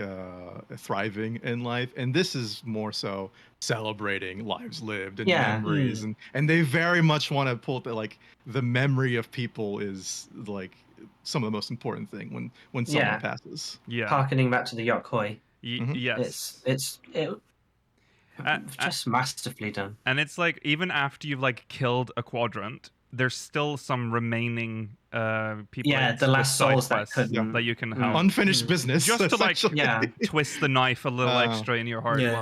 while you're there. Ah, I Uh, do so- feel bad for the people that just got there. Like I understand the narrative themes. It's like they all want to go essentially. Yeah. But you do see so many people like, I'm so glad to see you. We just died. They're like, oh well, Yeah. I guess it's shutting down now. Yeah. yeah. And also, obviously, okay. So I agree with the fact that the main story comes to a bit of a halt when we get here, because you realize immediately when you get there that there's 4 quadrants. These 4 quadrants have to be shut off. Exactly. It's Azizla again. Yeah, essentially, yeah. So, but the story up to this point was like seems super urgent. Like she's about to like unleash hell on our planet, right, and kill everything. But no, first we have to go. Yeah, but don't worry, because methodically. Kafka was like, don't worry, it'll take her a while to Yeah, Yeah. run all this programming. Okay, But but yeah, I if it's a nice. but I liked again, it. I didn't mind it. I really liked it. I like it too. The theme is Like, very nice. In this, no ending zone is like that. It's such Right. a unique like. Hey, slow down. Exactly. Yeah. Take this- yeah. There's Do yeah, a play. Right. Like, Yeah, that do was the good play. because that was a cute. direct reference to I want to Nine be your again. canary. That's a reference to Night, Yeah. Yeah. and it's fucking annoying that I think that should have been a mini game or even like a very small duty. The fact that you don't get to actually participate in the sword Yeah. fight is disappointing. Yeah. Yeah. I do love Vokalmod's voice acting there. She's like, you got me. Yeah. Where she's like pretending. I hate.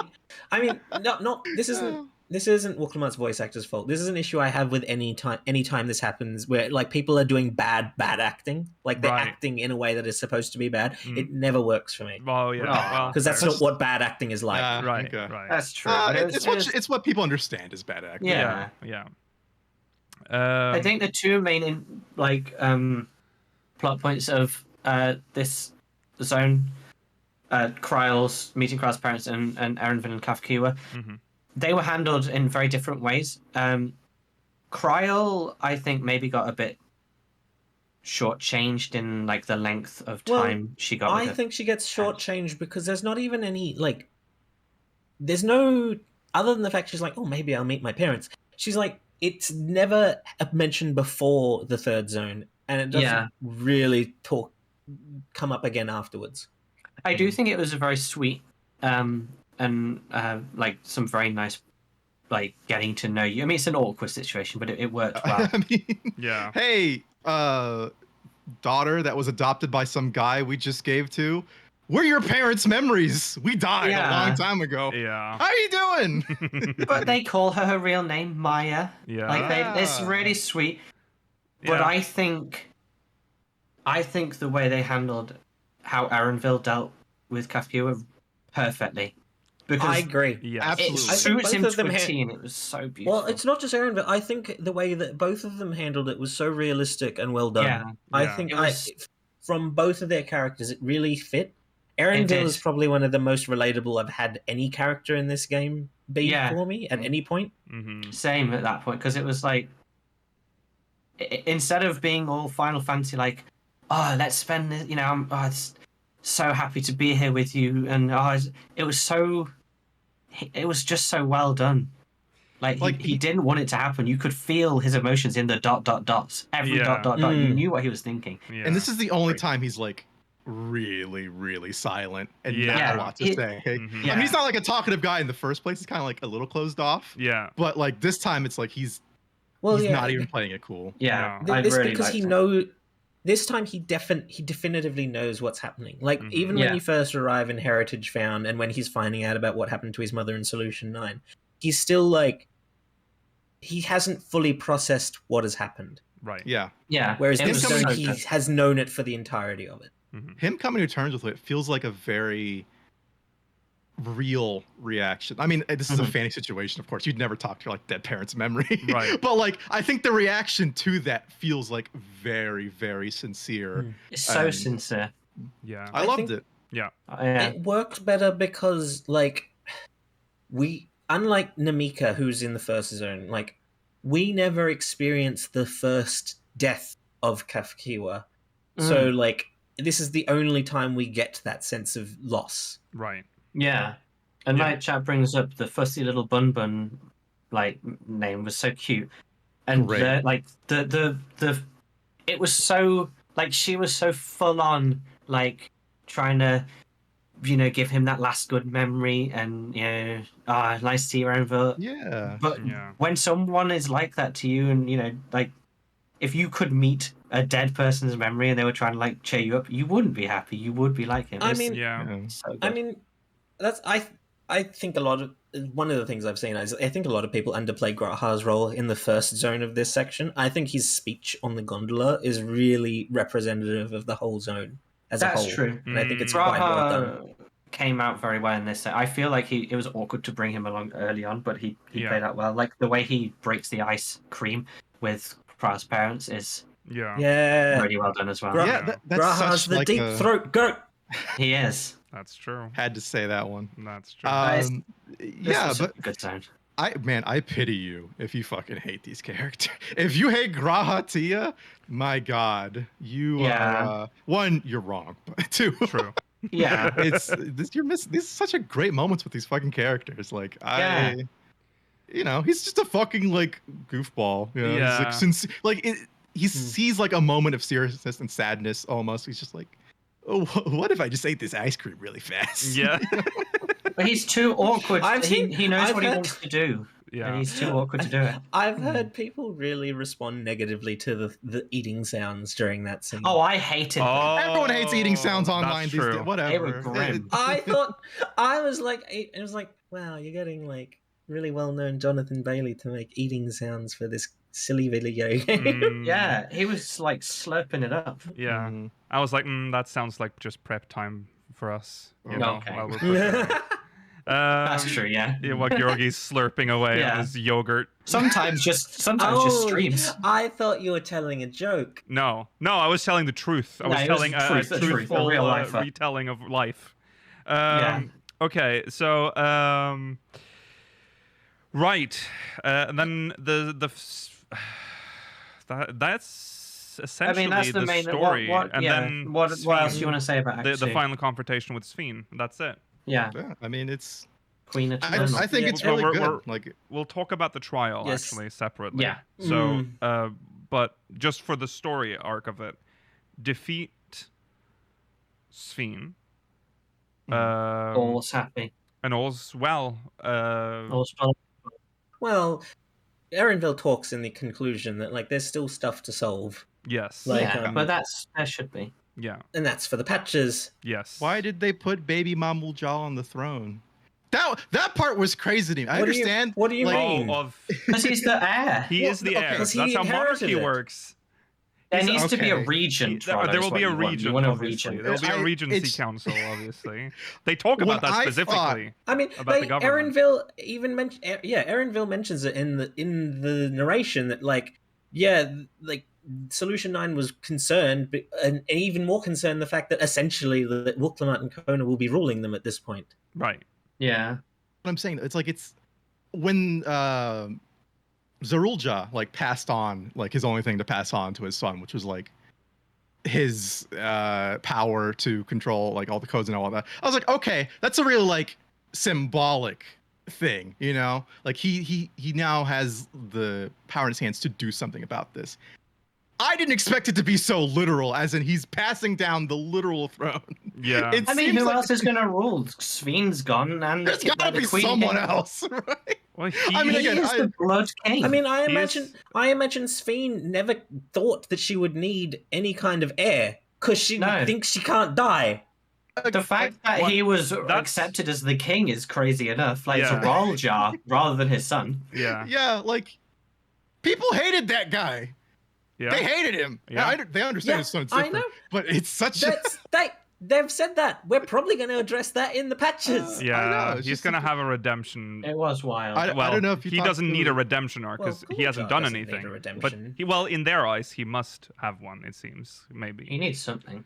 I don't know if I you mean- talk to some NPCs after you finish the expansion, but if you go to where like the eastern part of Solution 9, there's like this lady at one of the bars or something. Yeah, towards like the north part of it. She's like a bartender or something, and she just says like, this is kind of crazy to put him on the throne, but whatever, I'm just gonna keep drinking. Yeah. Good on her. I was like, Yeah. yeah. I feel like they didn't really flesh out exactly how it works in Solution 9, but I was surprised to hear that there's like a whole government quarters, which The northern suggests bit, that yeah. there is like a functioning government. center. There are There's some kind of politicians? bureaucracy. Yeah, like Oh, yeah. is this a constitutional monarchy? I was like, that's my brain going, what kind of government type is this? That's the one. Again, it's not even a major thing, but like it is weird that he's the next in line to literally lead that place, I guess. Yeah. I know It is weird. some kind of regency or whatever, but Yeah, I mean, yeah. there must be, but I'd like them to say there is, because otherwise it's literally baby on throne. They can't be baby on, but also put that baby on the fucking throne. someone else Yeah. will rule. He's just gonna be a little baby boy. We'll see in the patch stories.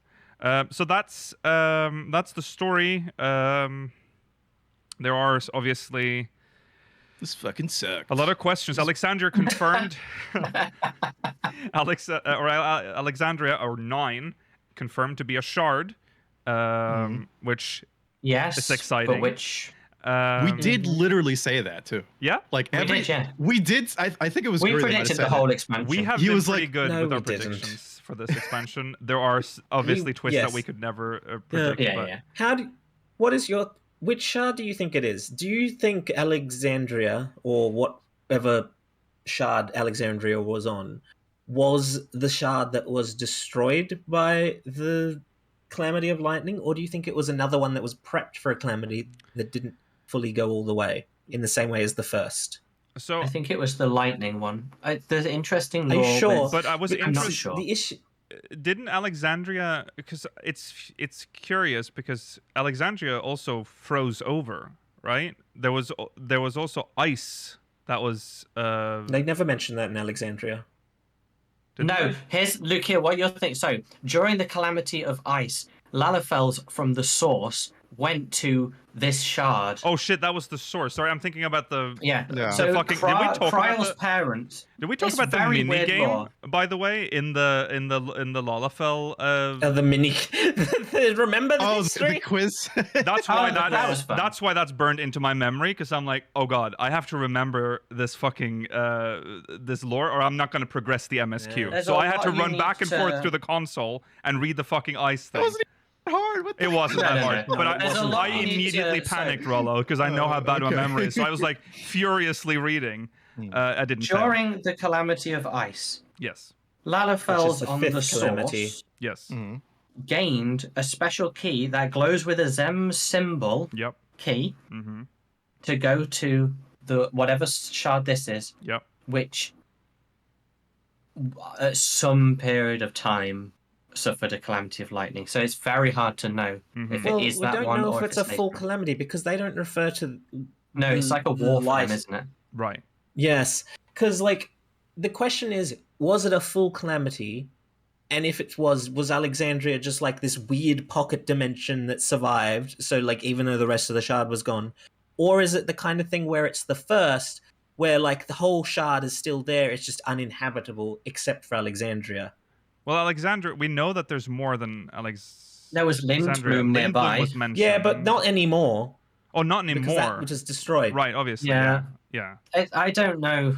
It's hard. It's a Like good the thing is, question, if 'cause- if it was the lightning one, it kind of ties in because then once it had been fully destroyed, But the issue with it being the lightning one is that the calamity of lightning is before the calamity of ice.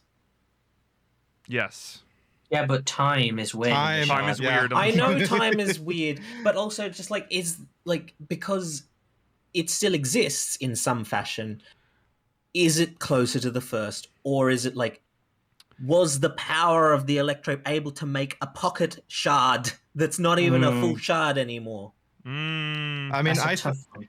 what I think is that it's just completely uninhabitable. It's covered with lightning clouds, I guess, constantly blasting the planet. Yeah. And then they have they had the little pocket dimension they made that to they already melded with Hydaelyn. Yeah, Or I think yeah. because they have the door there. It's like Well, to- the like a unlost different kind of- world is the living memory is not part of the source. No, living It is memories its own in thing the still. that's in the other shard. That's yeah. That's in. That's So they've given us, like we've fared, an entire shard is now one zone. yes. And when you finish the MSQ, the reminiscence weather pattern goes away and it just becomes a normal sky Yes. in living memory. Yes. Well, living memory. I mean, I think it has to be like a pocket thing that's been created. Surely. Yeah, I think it's part of the Alexander or the heritage found like Alexander or whatever. What the part that came over? Right. Right. I don't. Because I mean, know. you're just going to the top. Yeah. Well, no, Yeah. because it's entirely separate because But you it's can't been go cut there off, anymore. yeah. You needed to use the golden. You needed to use the gate to the golden Yeah, city to get because in there remember at the when we end. went to the 12th floor or 13th floor, whatever, it had been cut And, like, off. Yes. It feels like Sven used the key to split it off from the source, or at least Yeah. the 12th floor. yeah. It's a magic door. I don't know. It is. It's very interesting, It but is- I don't know if it's the lightning world or like the ninth shard or whatever. Yeah, like Final Fantasy 9 shard. Could yeah. be.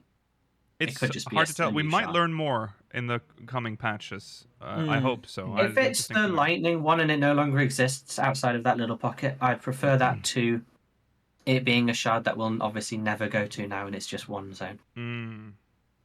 I mean, I don't think we'll go to every. I don't shard. mind if it's a shard I that know, isn't but- that is uninhabitable at this point because I just is the game really going to go on long enough for it to fully Well, invest that's true, ourselves in Mm, every single shard that is left? Probably not. No. That's true.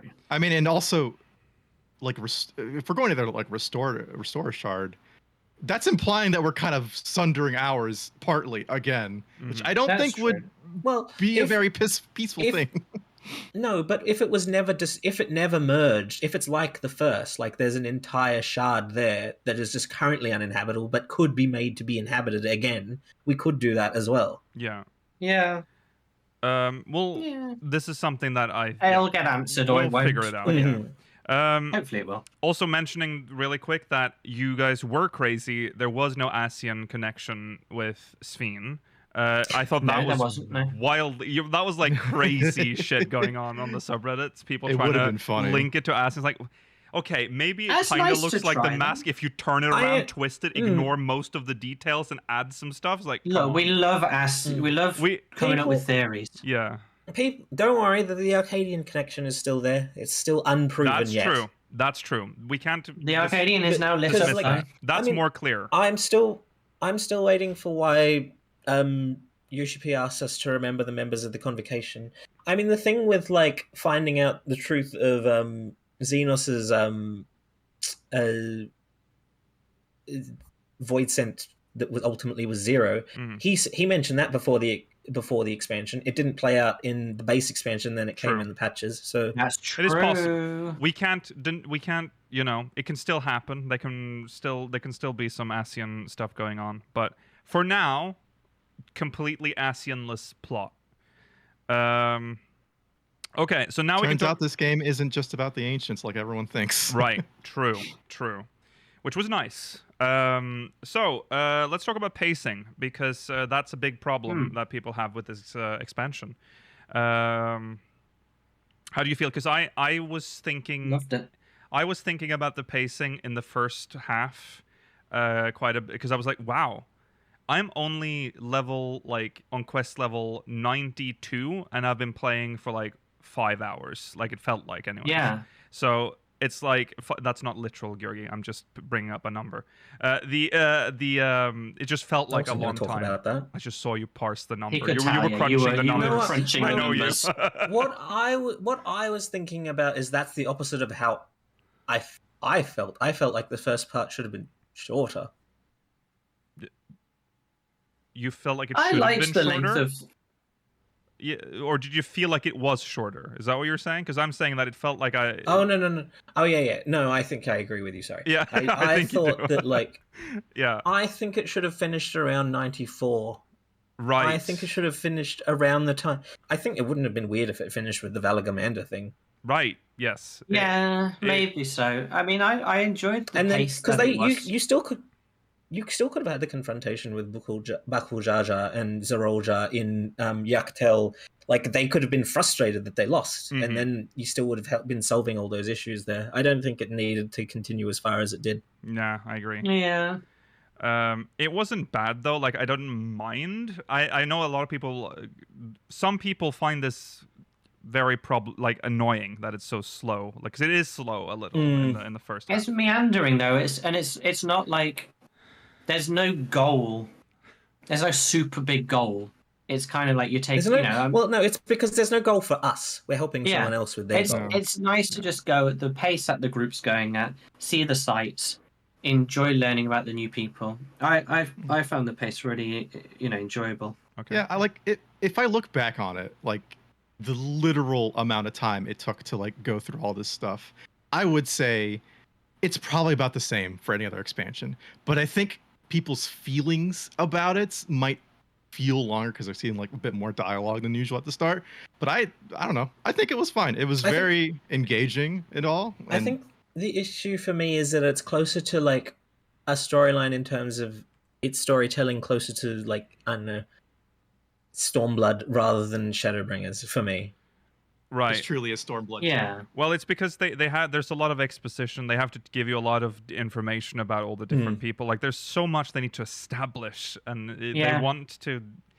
Everything else is established lore, whereas this is all new. It is better that they did it like this than to have a 2-hour cutscene, where you just sit there and watch as like a story is told, because that's I mean, for you to care about the world, you need to know what everything's about. So it, Yes. Yeah, it didn't particularly bother me having to spend a long time watching stuff. I understand.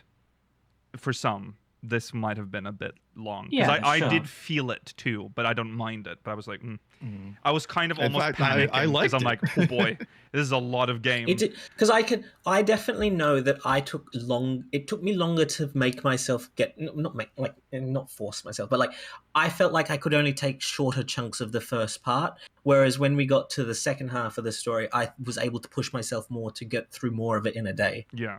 That's fair. So let's talk about the overall qualities. People. Now we can talk about the fact that Stormblood is being brought up when talking about this game. So here's an interesting thing. I've seen some people say Wuklamart is a bad lease, and I think that's an absolutely insane take. Absurd. No. Bad lease? How? Bad lease? That doesn't because they're saying that they're saying lease was good. What? Lease wasn't good. That is impossible. It's an impossible thing to say. Lease was never good. Lease was bad. I like Lease. No! I think Wuklamart is better. Absolutely. I would also argue that some people that are playing Stormblood now might like Lease more than we did because of the fact that there is now duty support. So Lease is there with you throughout the whole experience in the same way that Wuklamart has been for the Dawntrail. It's possible, but okay, fine. Yeah. See, people in chat are supporting Lease, by the way. There's always been Lease lovers in our community. there are always and you're all traitors. Traitors. Yeah, you're traitors to the true belief, to the true, the truth. Traitors to the truth. Limo was the best one. Yeah, I think some of you guys are kind of crazy with the Wuklamart Ida hate, died to say so that. Lease could suck. All right? That's true. That is true. Ida was better. Yeah. So anyways, so there's also that, but there's also the I guess story, like the story structure. Is that why they're like bringing up Stormblood? Because it's also the story structure, split into. But I don't agree because Stormblood structure was worse. I actually I prefer I agree with you. Dawntrails because they were like, all right, we have two stories. They will be two stories or two arcs separate. In Stormblood, it's like we have two arcs. They're going to intermingle and clash, and you'll have to go back and forth between these two fucking arcs constantly. I agree, and that plays out better with how the zones are handled in Dawntrail as well. Yeah. This is the first expansion, really, where when you visit a zone, for the most part, you visit it, and you don't visit it again. Yes, right. Mhm. Yeah. This is the most well, Heavensward and Shadowbringers are the only other two expansions with such a cohesive identity in terms of like the I don't know about Heavensward. I was going to say it was all northern Asia. Yeah. I love it. Oh, really? I for some reason I remember having to go back to Uldar to rescue Rauban and bring back seemingly dead Sultana. There's a very sudden break in Heavensward. That's true. Actually, you're right. It's been a long time. But I feel like people that say like, oh, it's like same story structure as Stormblood are like, it's not. That's such a surface level observation. It's like. These cars are the same because they both have four wheels. Yeah. You know? Like it's such like it's not just that. It's also the fact that we're primarily the secondary character to a main character that is helping their nation. That is another connection that people are making. I know that's also service level, but it's more than just like the two stories in one expansion. Yeah. You're a lot more involved in Stormblood, considering Xenos is like, I want to fucking kill and kiss you at the same time. You know? Yeah. That is true. That is Stormblood, we were the drive. Even though Lease was meant to be the driving force, we were the driving force in retaking. Well, the issue is also that I think also the issue is that another argument is that there is a character that is the main character of the whole expansion that arguably shouldn't be a main character in one half of it. Yes, I mean this is very strange opinion, I would say on that. I can sort of the part about Wuklamart being sort of the main character instead of us is an interesting reaction now because that used to be like a big difference between Final Fantasy 14 and WoW. Where in WoW, your character is just a dude that, like, you know, witness. A witness. Yeah. While in 14, you are the main character, right? But that shifted in Dawntrail. It changed slightly. I also think a lot of it is because Shadowbringers and Endwalker really focus on your character's relationships, whereas this one is not as much about them. Yeah. I will say, though, I think it wasn't that bad. I didn't feel like we weren't involved in the story. Obviously, this was Wuklamat's story, even in part 2, where I don't necessarily think should She has to be. I It think ties everything prominent. together. No, I think she should have been there, Rollo. I agree. I think that she should have been there. I don't should have think been she there should for have sure, been. but as prominent. No. Well, some people would. I've said before. Some people would argue that Kona should have been there instead of her for the second half. I think. I think Ryle and Erenville should have stepped up and been more main characters in the second half. I agree with that. I agree. Okay, God, Jesus, time. Voice acting. So, okay, we need to talk about voice acting because that is also a big point here. Some are you guys crazy. How do you go outside like this? Let's talk about voice acting quality first, because that is something that there's some weird line deliveries, which I've. There's one particular line delivery that I don't love at all. Yeah. Which one? Yeah. Yeah, in the final trial. Yeah. But that's the one line that people bring up, and I kind of agree with that. But it's purely just how voice. It's not just that. works. That's just the worst one. I do think in general, and I don't think this is the voice actor's fault. I actually think it's probably direction that's the main issue.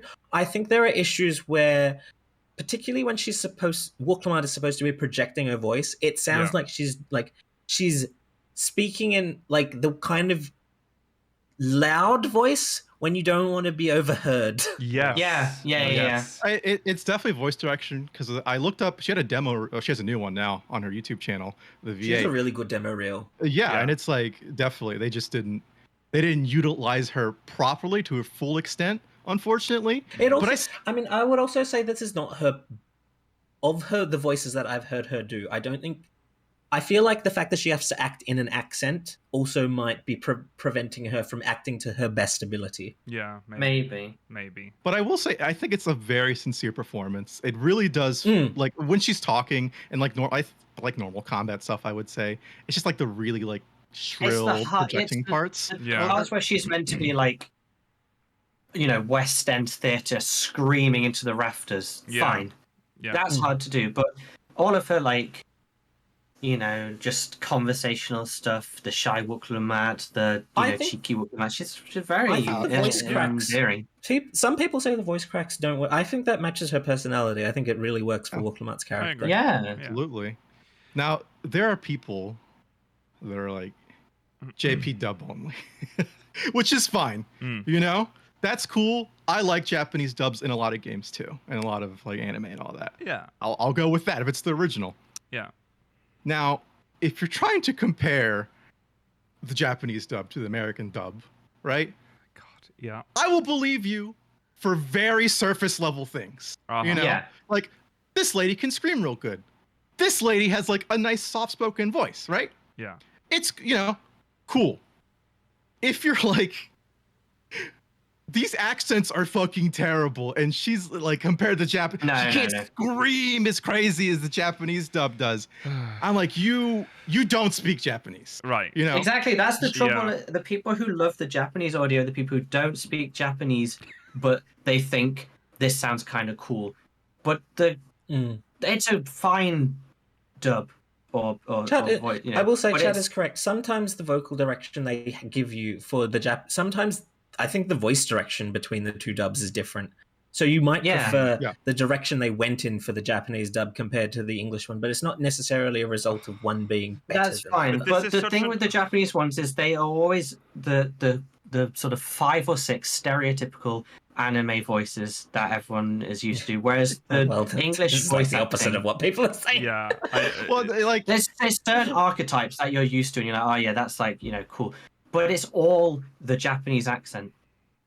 Whereas with the English one, there's such a nice diversity in accents globally. This fucking JP dub is better than English. It's a fucking old holdover from A Realm Reborn, which, the English dub for A Realm Reborn was pretty bad. That was bad. I agree. But it got so much better with all the following expansions. Like, it reminds me of specifically in like Shallow, right? Like I said, that dubbing there in English reminds me of old really bad dubs. You know, Right, yeah. like where people like English speakers are trying to match like the Japanese projection and energy, which works well in Japanese, right? Yeah. Like that's the kind of archetype and like or stereotype people kind of expect. You know, they expect to have these voices and I'm launching my super blitz attack. Like Yeah. you can say that in Japanese and that is a tinge of coolness. If you do that in English, sounds fucking stupid. Yeah. Right? Yeah. That is not the direction they're going with the English dub at all. Right. Like it since after the Realm Reborn change, obviously a bit more. They do go a bit more for normal dubs. Something that sounds normal to an average person. Yeah. Maybe theater like even the sometimes. Yeah. For people that can speak both Japanese and English, I've heard some of them say that the English dub is more grounded, and the Japanese one goes for more of a like a heightened realism aesthetic. Yeah. In terms of the voice system. That's fair. Yeah, I'm reminded of remember Horshafont is like a completely different person in the JP dub. Yeah. So yeah. I cannot believe that people that are like, oh, fucking English dub's so terrible. I will always do Japanese all the time. It's like you are not fluent enough to know what they're doing in Japanese. Exactly. That is different for each character. Yeah. To you, it just sounds like Japanese, which again, It sounds like my anime. Yeah. Which It's fine, but Yeah. that's cool. Like that, it is cool and fine to prefer that, right? Yeah. But when you're like, I just fucking like you don't have the nuance. Exactly. The majority of you, which is why I can't take all that criticism seriously. exactly. Yeah. Another issue why some of the voice acting direction might have been I don't know exactly how the direction happened, but like it's possible that like the normal voice direction is done from the UK, so like it might have been less precise, or there might have been issues in the communication between the UK studio and the North American voice actors. Yeah. There's also the other thing of like Japanese voice dub, like seiyuu culture and all that, and celebrities, not the fucking same. No. In other parts. different, Like people will watch a show or play a game because their favorite voice actors in the game, right? Yeah. That happens here in America, but there's not the big culture around it. Like the biggest guys we got here, Troy Baker, right? You know? Yeah. You will not see like fucking Ryan Reynolds in a video game. He's like a big actor, you know? Right. Like it's not the same culture, so you're not going to get that same kind of expectations. No. Exactly. Okay, we need to talk about God, we haven't even gotten to the characters yet. No. So reception of this okay, so I'll just say that we'll save this for the last part because we're going to touch on that more specifically later. So community reception of the expansion as a whole, of the story, sorry, not the expansion as a whole, that's later. The story has been, like we said, mixed. This weird Stormblood thing is throwing me off so much because it's not. It's so weird how comparable split it to is, me. right? Yeah. It's really strange. Because I was in a cave, you know, for when the expansion first came out. Same. Like the first half, essentially, I was in a cave. I didn't look at anyone talking about it. Right. And when I emerged from my goon cave to talk to others, you know, Right. I was like, oh, some of you guys are freaks. Yeah. What's wrong with you? Yeah. Yeah. It was so strange to come out of Dawntrail thinking, because I went in thinking this is the make or break expansion. If they make this a miss, it's not going to, the game's fucked because, the big arc's over. This is trying to start the new arc. Mm-hmm. And I was like, actually, really interesting stuff, some cool stuff. Some things that, will maybe resolve too quickly, whatever. But then I come to the community, it's like, the whole thing was shit.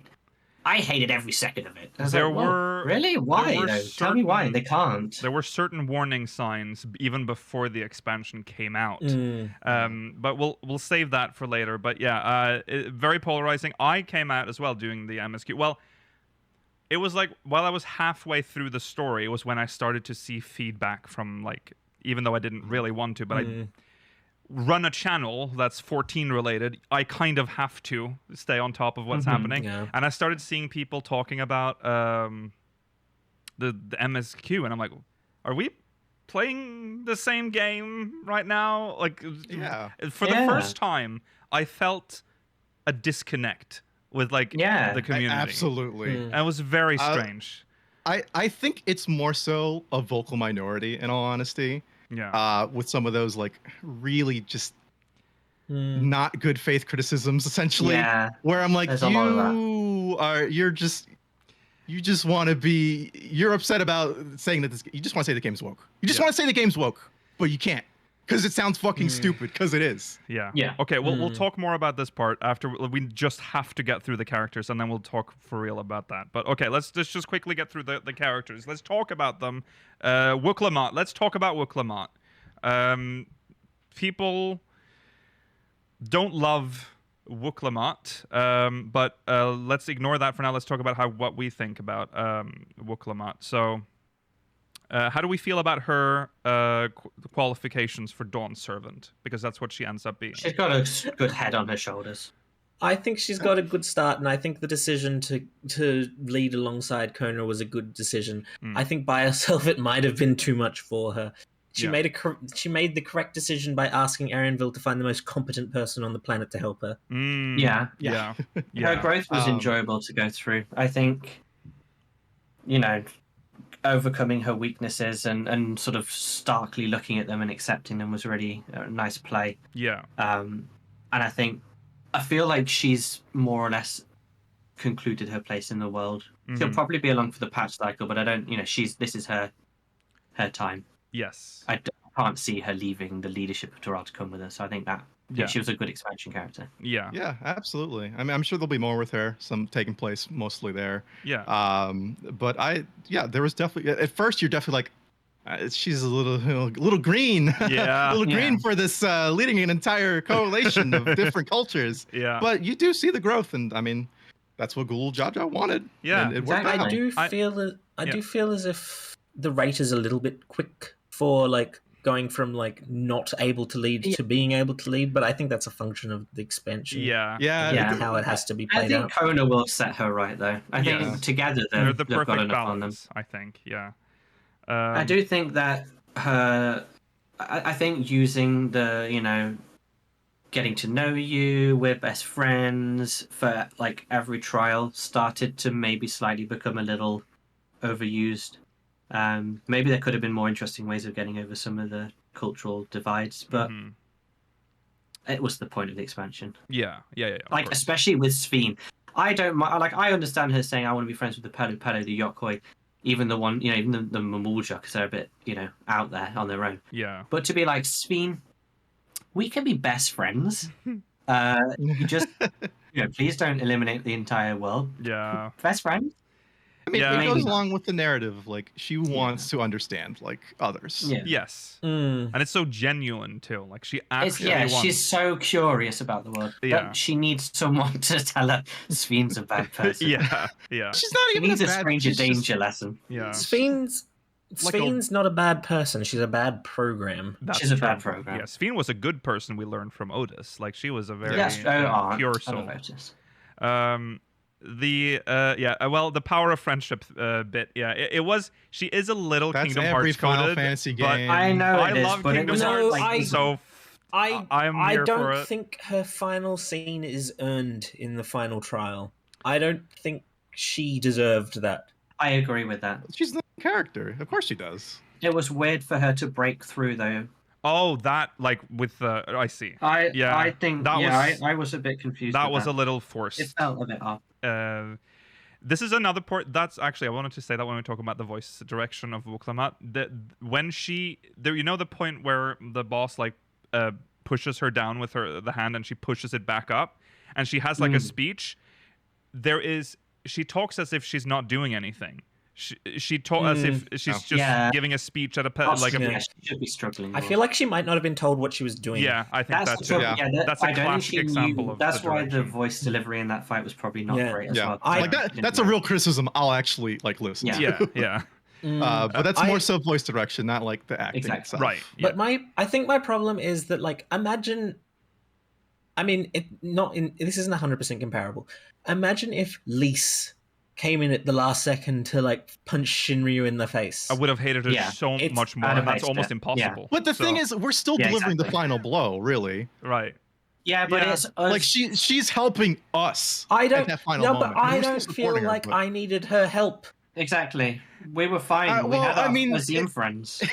in combat, you're fucking invincible. Like, just play well, and it obviously progresses just fine. The health bar goes down. But I think the one with Ensinger works because we've had a whole 5 expansions with these people. Mm-hmm. I feel like one expansion. I feel like they are trying to recreate what we had in Ensinger. Exactly. And I just do not think there was too enough great. time. They had all turned into Dynamis or whatever and like sacrificed their lives for us over the course of a decade of playing the game. It was worth it. Mm-hmm. In this, Why? if anyone was going to get to like do it, maybe like Kaf Kiwa should have sacrificed herself in that last moment, even though she's a ghost, but whatever. Like something, I don't know. It just felt like, why did she I feel like Midgard Soma her way into through the world? It was weird. It's just we weakened it and she smashes through whatever. But I think narratively it still makes sense for her to be there. Like to be doing that. They managed to find like a weakness in the system after we broke through. It was it was a little odd. Yeah, I mean when we're fighting her, we're weakening the shield or whatever for her to get through. That's why she's able to smash. Why is she the only one that breaks through the horny jail? Yeah, that's true. That was weird. Where are the other battle-hardened friends? Where did they go? Of the people there, I think she's definitely maybe second strongest. No. If I'm not counting, that's the thing. Graha. If you cannot make the argument to me that Graha is not arguably the second strongest member of the Scions, but that's an asterisk right there, right? Because we know of the power of Dynamis. I think her resolve, like. Well, now you're putting in an explanation that is not in the game. Right? Well, no, true.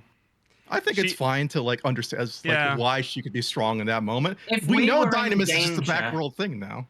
If we were in danger, and Graha had a chance to come in and save us, he would take it. And if we're not in danger, there's no need for anyone to help out. Yes, I do agree with you there. It felt very forced. I agree. They were trying to bring back that moment. It was, but I can see she had a connection with Sphene. She was trying really hard to It's not just that.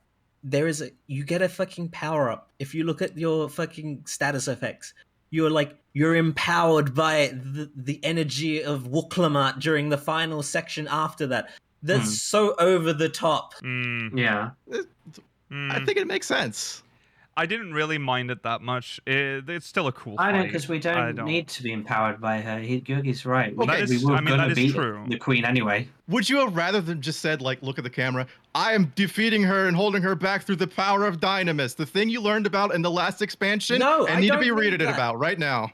We could have just beaten her. No. Yeah. Well, we could have just beaten her. And then they could have been released from their prisons, and she could have still had the final moment with Sphene. Exactly, I didn't need her interrupting the fight.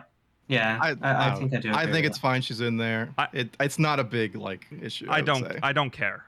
But I've seen so many people that are angry about this. Yeah. Not just I know there's even just people just when you're in the trial, when I've gotten it in trial roulette, people really respond negatively to this.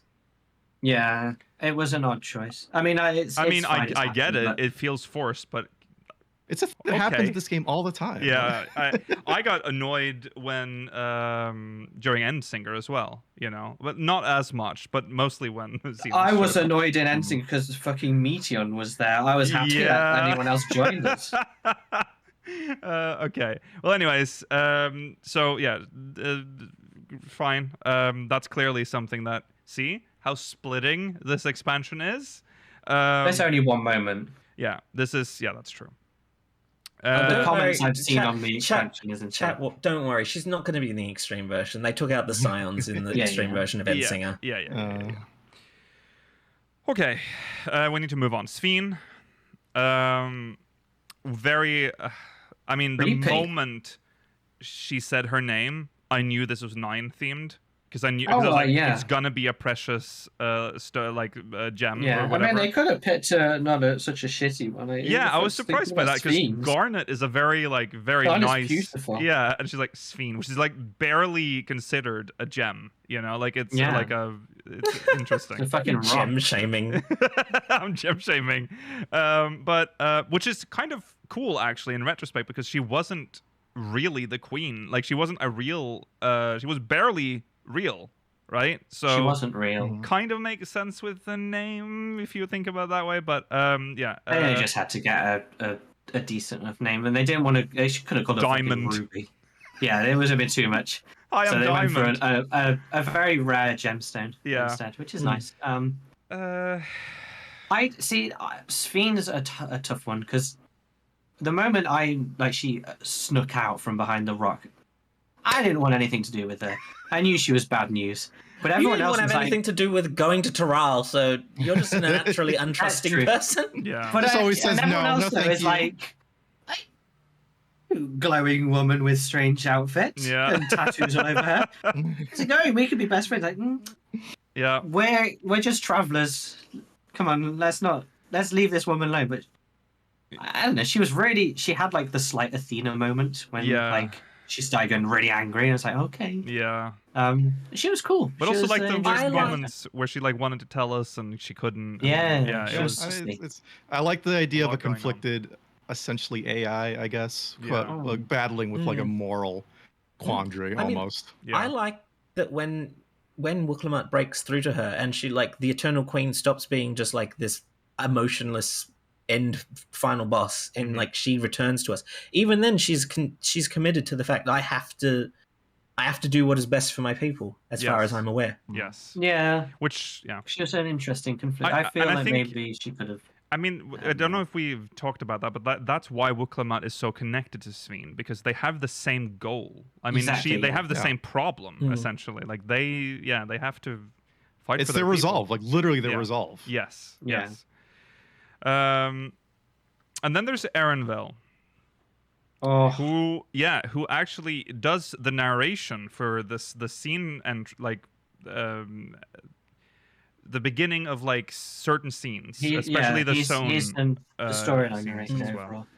well. But he is very much in the background for most Most of it, the which story. is a real shame because Yeah. he also does come out of his shell a lot. Yes.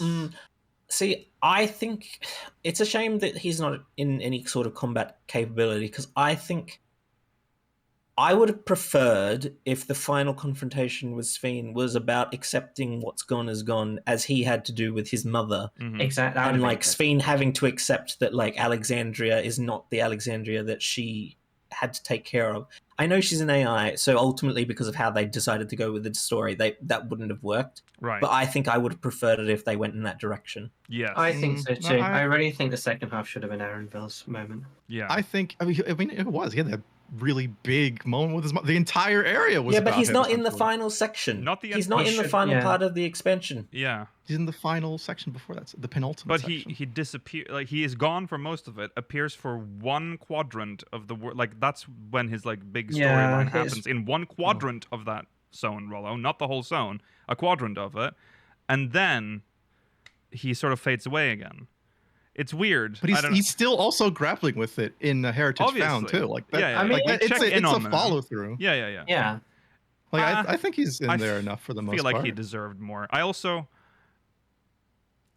the fucking accent. Why does Kafkiwa not sound Yeah, Icelandic? Kafkia sounds like as American as you can get, and he It's really- is that was so bad. Icelandic. Why is he Icelandic? Why? Explain. So- Yeah. Someone. So well, the issue he explains that when I don't He doesn't remember it explain ever that. being explained. No, he does. No, that's extrapolating based on what he said. He changed his name so that he could pretend Yeah. he was a Vieira from the three continents. The theory that you can argue that he changed his accent so that people would think he is also from the three continents rather than from Tyrell. That's never said out loud. That is No. only something that you can decide for yourself. I And think why the would he issue keep they could that up never in the address presence of is his that he mother? does not have this accent in Yeah. the Japanese version or any of the other dubs. It is Yeah. not something that they can explain away because it's not an issue in any other version. It was such a because it's clear what happened. They introduced the Vieira for Shadowbringers. They were on the first. They gave them all Icelandic accents. Well, no. Then they decided, oh god, we've got to Oh yeah, yes. Fran's never voiced. Do we know if the Viera on in Eorzea speak with that In that accent? jungle, we know none of them ever speak. Because Yeah, there's no- Fran has a Fran doesn't speak. No, she doesn't speak. We haven't. But she's actually- implied to have an Icelandic accent too. Yeah. If it's the same as how she was in 12. Yes. So I That's think it's true. safe to say that it's just how it is in like Eorzea or that part of. But he's not Uh-huh. from there. No, He's not. no. But yeah. So even if you go through this long fan fiction like spin to say he's pretending he's from whatever that jungle's called, Golmore. Golmore jungle, why would he, in the presence of his mother, speak in this Yeah. fake accent? Right. Yeah, that's what makes it kind of weird. I mean, would the have at jig's least up. like We know he's not.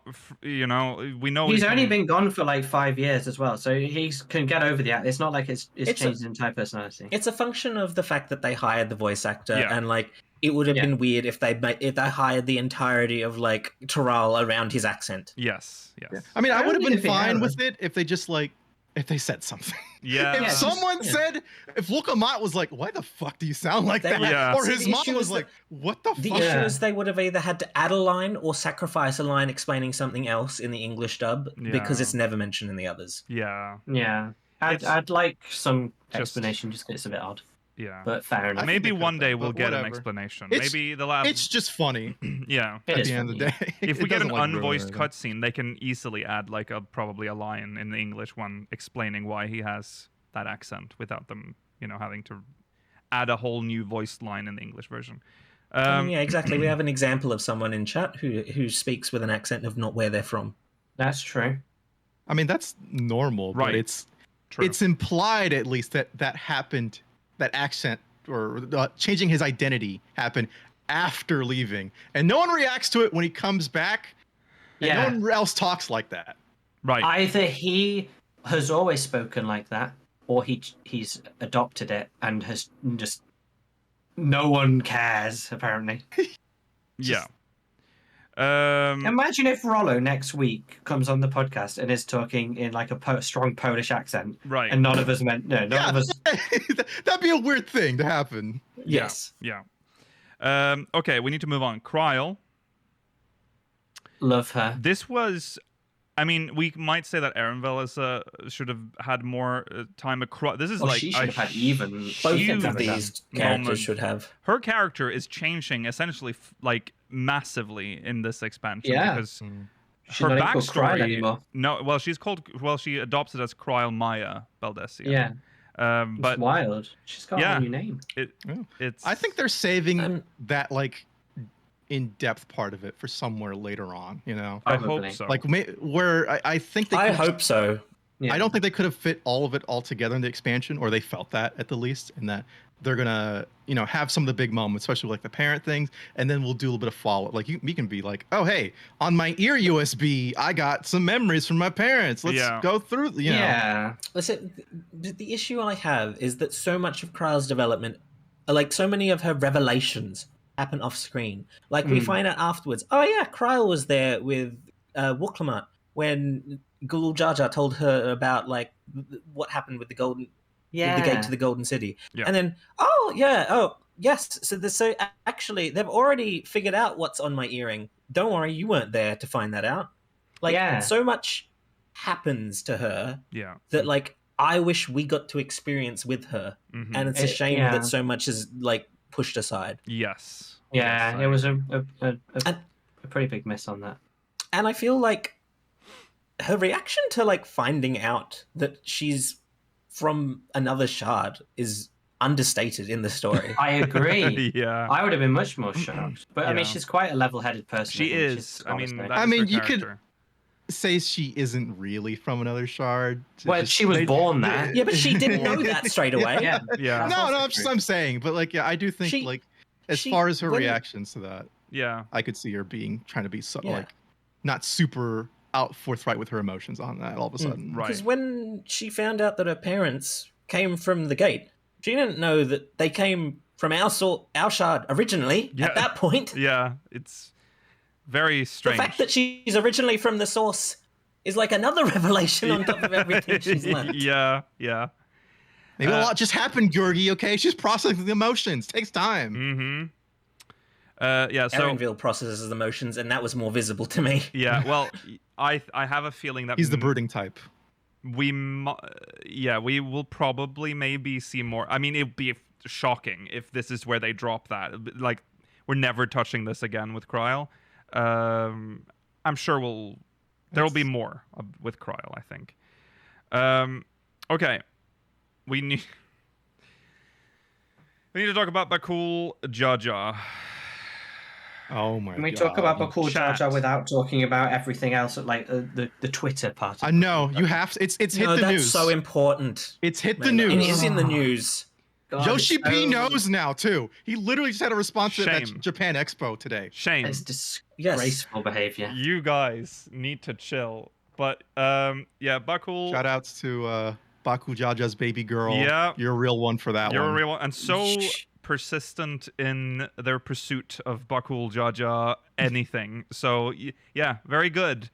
Very strange. Surprising. Very strange. Yeah, I thought it was happening for Zarulja. Yes. Oh, so yeah, Zarulja. Because that happened Yeah, before but the Zarul- expansion. the People were problem already is going like, the- oh, Yeah. yes. He's not a baby girl though. You No, know? he's not like, a baby Baku girl. Jaja, he's kind of moe. You know? Yeah, People yeah. like- he's got a little bit of a soft side. Yeah. There's that gap. Fuck's sake. Shut up. Shut up. Yeah. He's a massive. He's 12-foot lizard. just a big lizard who feels bad Yeah, about his it's brothers. when Oh. it's when you see it. I think it's the point at which you see him like all sad after talking to his father. That's when it triggered people. It's just like, I can Listen, help You you. guys are freaks. people love a strong, sad man. Yes. Yeah. Or men, I guess. Yeah. Mans? I don't. Yeah. Mans. I've seen art of Mud. Bakul Jaja that I wish I didn't see. I Just haven't. on My my little timeline, Yogi my sent me. normal ass timeline. Graceful No, behavior. I applaud it, honestly. Like I can applaud this level of like outright horniness. One thing they Like, I'm haven't- I've just seen what you one retweet. unshackled lust. One thing the artists haven't fully decided on is whether or not he has two penises. Okay. No, that's true. All right, well that's on you for saying that. I'm That just is on saying. you. All right. Anyways, Bakul Jaja. I think his character arc is cool. I think it happens at a really accelerated rate, and I also think he's forgiven way too easily, considering the fact that he unleashed what is something that could have killed half the people on the continent. Right. I agree with all of that, Yeah. but I do think his I have to change back. when you learn more about his background, and also the way he he mourns for the lost children, like quietly, and he sort of he keeps everything inside is good. It's Depth. well done. Yeah, there's depth to him. Like They I managed would to make say him have depth at the end of it. a surprising. It's not like really really deep there, but you know Yeah. he's got some stuff going on for someone who I thought was just going to be the fucking the guy who chases us in Shadowbringers. Ranjit. Grinwald. Yeah, Ranjit and Grinwald too. You know. Well, yeah, Brian. I was thinking more of Grinwald because I think excluding releasing Valagamandah, I think most of his efforts most of his villainy was very Team Rocket level. Yeah. It was very Team Roxy, yeah. Yeah. I felt that shit when he was like on the first dungeon. He's on the boat. He's like, I'm gonna fucking kick your thing. It's just like, okay, this is like Yeah. fucking wacky races or something. He's very Dick Dastardly coded. Yeah. He stops to cheat. Yeah. He could, if he tried, he probably could do better in Yeah. Yeah. No, I like him. I like how he turned out. Yeah, I like his arc. I like that he felt like he was super strong. He had a big plan, and he was gonna steal all of the gems. And then he goes home and he chucks them on the phone. He's like, 2 fucking gems. Yeah. He's like, shit. Yeah, Saturday cries. He's that fucking Pepe meme of dropping all these like lunch lunch my order on the spaghetti? ground. Yeah. Yeah. Uh, Okay. I mean, he was a horrible person. Yeah. He made up for it by saving a ton of people in the city. Yeah, he did. I love, yeah, and he's, I don't know, but the thank yous. Yeah. Love that his plan too was no plan. Essentially, when he became Dawn Servant. Yeah. What are you gonna do when you're the leader? Race supremacy, I guess. Yeah. Okay, Kona. Two heads. We have to move on. Oh, Kona. and all the one heads. You've got our vote. Okay, Kona. We've sort of already touched on the fact that he probably should Love have the way he been more. grew as well. What? I love the way he grew in his relationship with Because was he starts cute. just with like You think he's highways just some everywhere, Geordie, McDonald's. but it turns out he has a heart. You know. Yeah. So, but yeah, he learns that that's probably not the way to go. You think he like nearly just wanted to murder everyone when he got to Charlotte and had to eat Archon loaf after what he ate? Oh God, yeah. That's probably why he left so early. I think he understood and respected Archon Loaf. I think he was like, this is very efficient. I understand. Yeah. If only we didn't have such beautiful, delicious, exotic fruits in Tural, we could recreate it.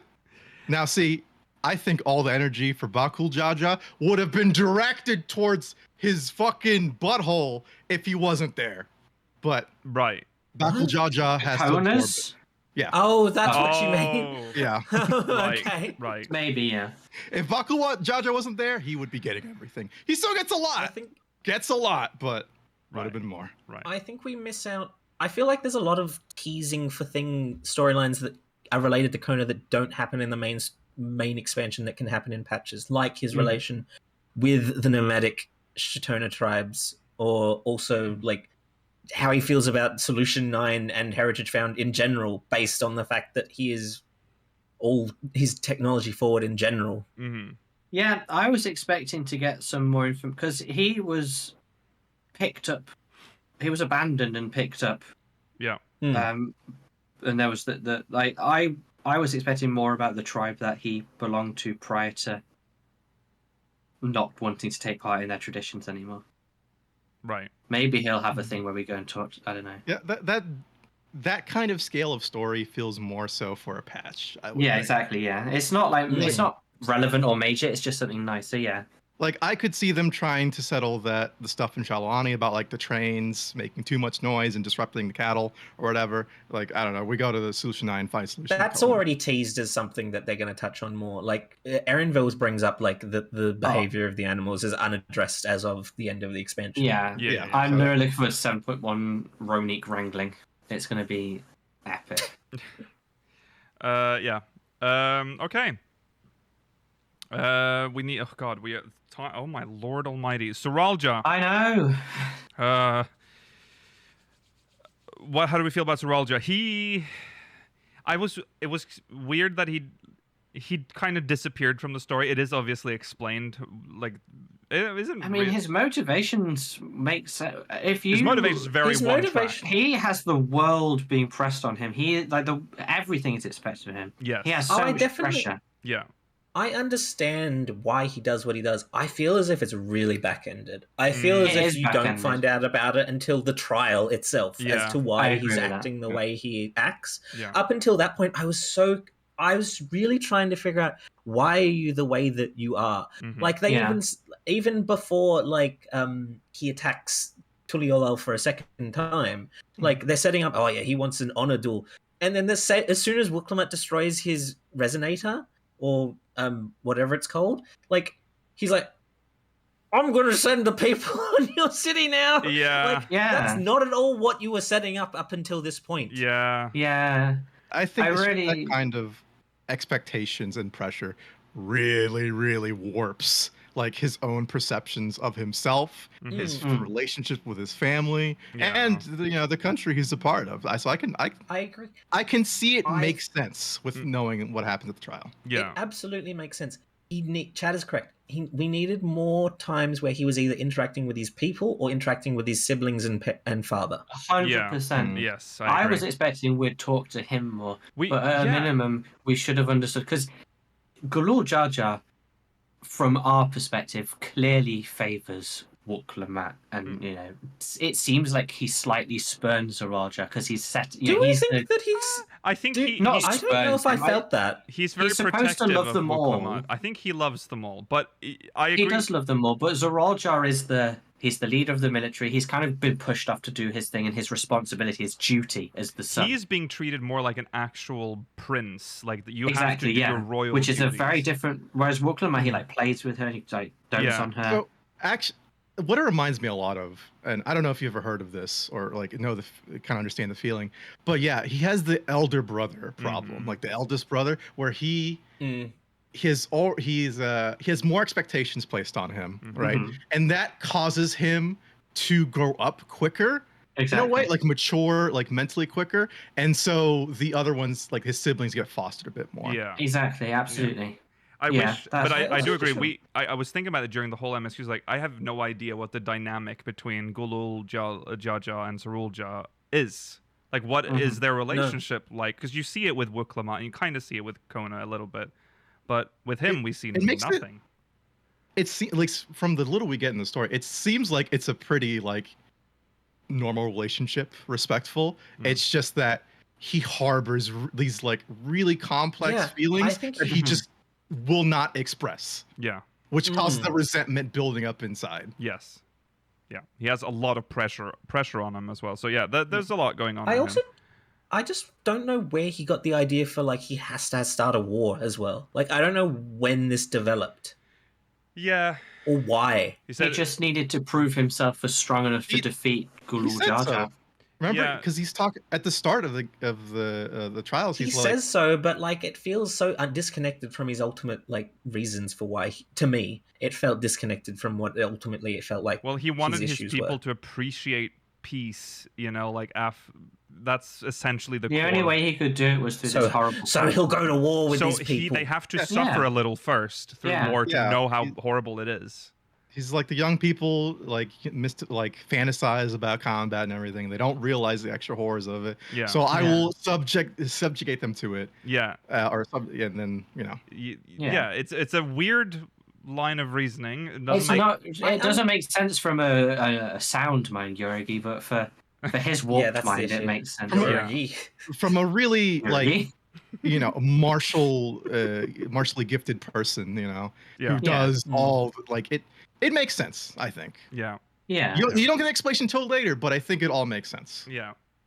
Okay. Let's talk about Gulul Jaja. I really like his character. His voice acting is one of my favorites. I love his voice. Yeah. He's so like. You can tell he's a loving dad. He's like, he's a friendly dude. He's so cool. I feel like he has the strongest accent of any character in the expansion. Yeah, I think so but too. I love it. Yeah, it's so good. Got that old Tarali accent. That's what they call it. Yeah.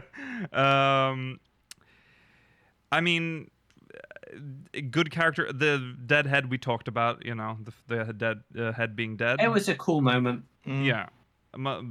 Again, must have been horrible to live with that. It was just showcasing how old he is, I think, and times are changing. Yeah, and again, that foreshadowing too, with him like the head not working when you're fighting him. It's cool. Yeah, it's well made. He's a great character. Really liked him. Fun guy, interesting way to plan your succession, but who am I to judge? Yeah.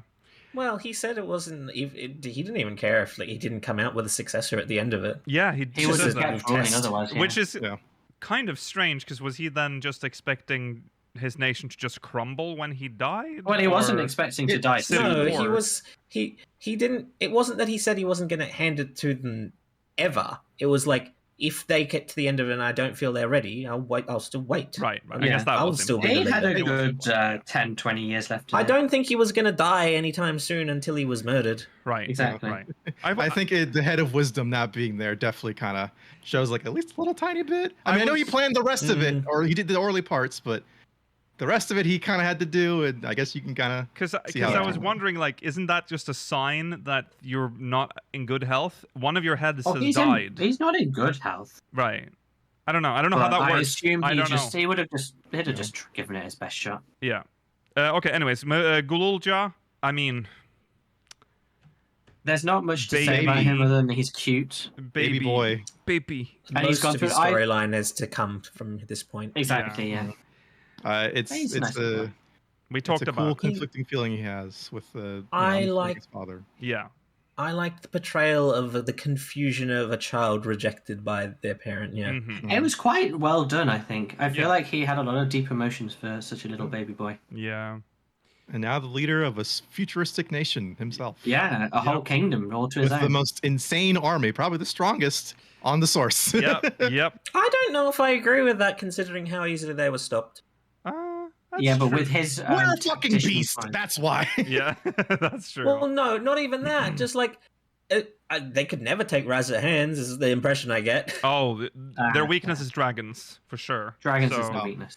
They didn't know about the dragons, Alexandria. Now they do, though. Yeah, now they do, so they'll make like dragon killers and whatever, like Yeah. Well, I don't think they will because I don't think anyone is going to build them. I hope Gululja Gululja will. is He's a gonna become a benevolent warlord. child. And No, he's a warlord. right. Okay. He's the Garbu of this expansion. Last thing about the characters. So the Scions, Thancred and Oriange. What do you mean? They were so What? important. Why? I've been wondering this all this time. Why are they on the key art? I feel like you could have easily replaced them with Alphino and Alizé. They are more. I mean, I know that they don't have very much evolution in this expansion, but they're more important. I think you could have put Kettenram on the poster. Yeah. I know that would have given That it would- away, but we wouldn't have known who. We wouldn't have known who he was. True. We didn't know who he was when he appeared in the trailer. Still, we still Right. didn't Exactly, have yeah. a That's theory. true. And I think they're there because people know them. Yeah. If it was Alphino and entirely Alizé quite just well, I the- think.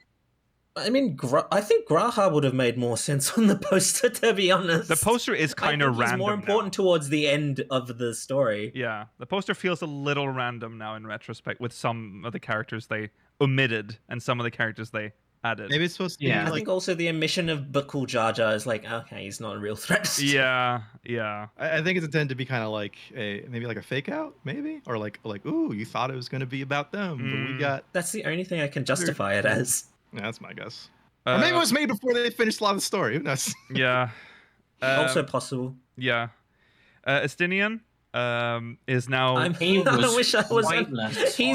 He had the expansion I wanted. Yeah. He did, Go on yeah. an adventure. Yeah. Just popping If up. I wherever. could spot my life, I would take Estinians just wandering the desert rather Yeah. than having to help out. I want to see him more in Shalawani. I think it's very funny to see this fucking like Ishgardian French style dragoon with his big spear with a bunch of fucking tumbleweed crabs and Yeah. guns and a train. Well, it's not just that. We were also. I posted that Twitter post to you guys. We were robbed of seeing him react to everything in Solution 9. Yeah. Yeah. Yes. I wish he'd happened? adopted the accent, though. I wish in his time in the cowboy town, he was like, hey, you better watch it, Nicole, while you got watch that kid. I would have Just loved like, an impression at the least. Yeah. Yeah. just to try out, because he's like, I mean, he's remember so how he cultural. remember how he reacted to all the guards in Alzadal's Legacy, and Yeah. he still Oh, destroyed them yeah. even after he knew what they were. Yeah. Funny Yeah, guy. he's a maniac. Yerstola. They didn't let her be a character in this expansion. So maybe She next got time, guys. very Yeah, little. She yeah. she was there because she's the scholarly one. She come up with a good solution, and then She's she the one left. who knows about shards. Yes. Yeah, it was. When they Yeah. feel like writing her, it's fun. But when they don't, she is there to tell you cool Hey. science stuff. Yeah. Yeah. She was the only one that had any reaction to like. This actually annoyed me when no one picked up the key after the Zeralja trial. Oh yeah. They Fuck. just left it Yeah. there. Yeah. Good job, guys. And I know it was still too late, but at least she tried to destroy it Yes. before yes. it was pulled into the, to the yeah. rift. Yeah. She also breaks a trend of not almost dying this expansion. True. That's true. Thank True. God. Okay. Well, we already You said don't that have to bring Graha. up that. We is already brought that the part up. Deep throat goat. Yeah. Okay, and then Tataru. Tatar who? Yeah, Tataru is nowhere to be found in this expansion. She's not important in this plot.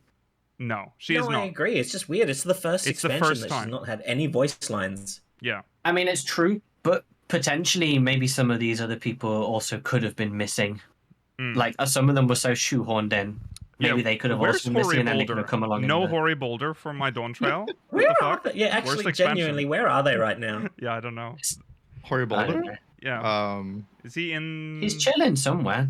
I think he is. You can talk to him. I'm pretty sure. I don't know. I don't know. I don't know where he is. I'd Let's rather not not get have lost it. in where Like, Hori Boulder is. Estinian was basically pointless. Yeah. exists to be Yustola was. Exists to be a body in Everkeep.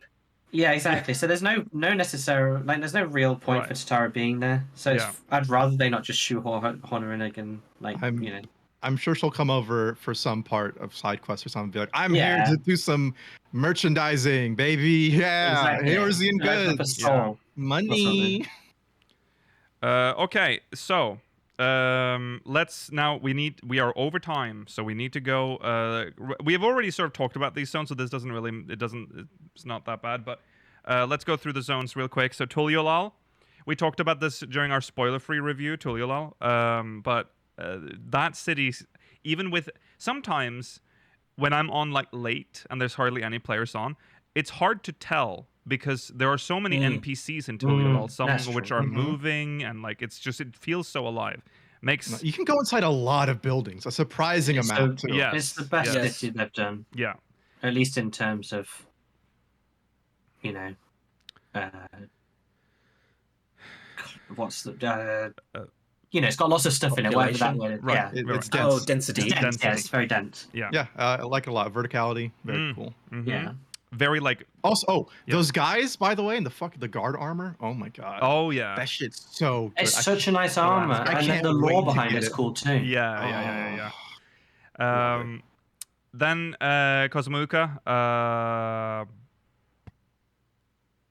There were birds. The only thing I like here is Wook because of the way he's like cowering because he's made a faux pas socially, and then he's suddenly like, "Oh, well, okay, fine, I won't care." He's like immediately snapping, like, "Okay, I won't do that." It's so funny. Great side character. I love that. It got me every time. I was like, "That's like Wook." He's so good. I think Cosmucas for me suffers from being probably the zone with the least interesting feats and also being a less interesting jungle compared to Yaktel. So it's probably my least favorite of the zones this expansion, sadly. This is not that it's bad. No, this is where the oh god, not Vanu. The Hanu and the Moblins. And the Moblins. Yeah. I like the zone, but it's one of the more plain zones. Oh, sorry. I just wanted to mention this as well when we talk about the end. Sorry to go back to MSQ, but like the very end, it was so clever because most of the CGI trailer is actually the end of the game. Did you notice that? Yes. That's very cool. Going back and looking at the CGI trailer now, it's the ending. Okay, anyways. So Cosmuca, Urkapacha. Love it. My favorite zone. Very nice zone. It's so nice. I like Mablu, yeah. Mablu was a good character. Mablu is a potential custom. Is one of the many potential custom delivery NPCs. I think this expansion. That's the also I can't remember his name right now, but the Elizon with the Moblins I think also has potential to be a custom NPC. Yeah, he was cool. Custom delivery NPC. Yeah. The Gurfula's voice actor. Wow. All of the Giants voice actors. This is something that annoyed me. Yeah. This is.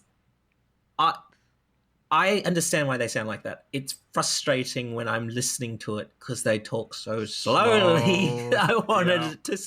They talk way they're slower talking in than English, I could though, read. whereas the dragons talk slowly as well, but it's in dragon speech, so it doesn't matter. Well, there is a moment where they speak their own tongue in that like one scene with the dude that hates us. I don't remember his name right now. Do you remember Why that? is that not automatically translated for us, considering we have the echo?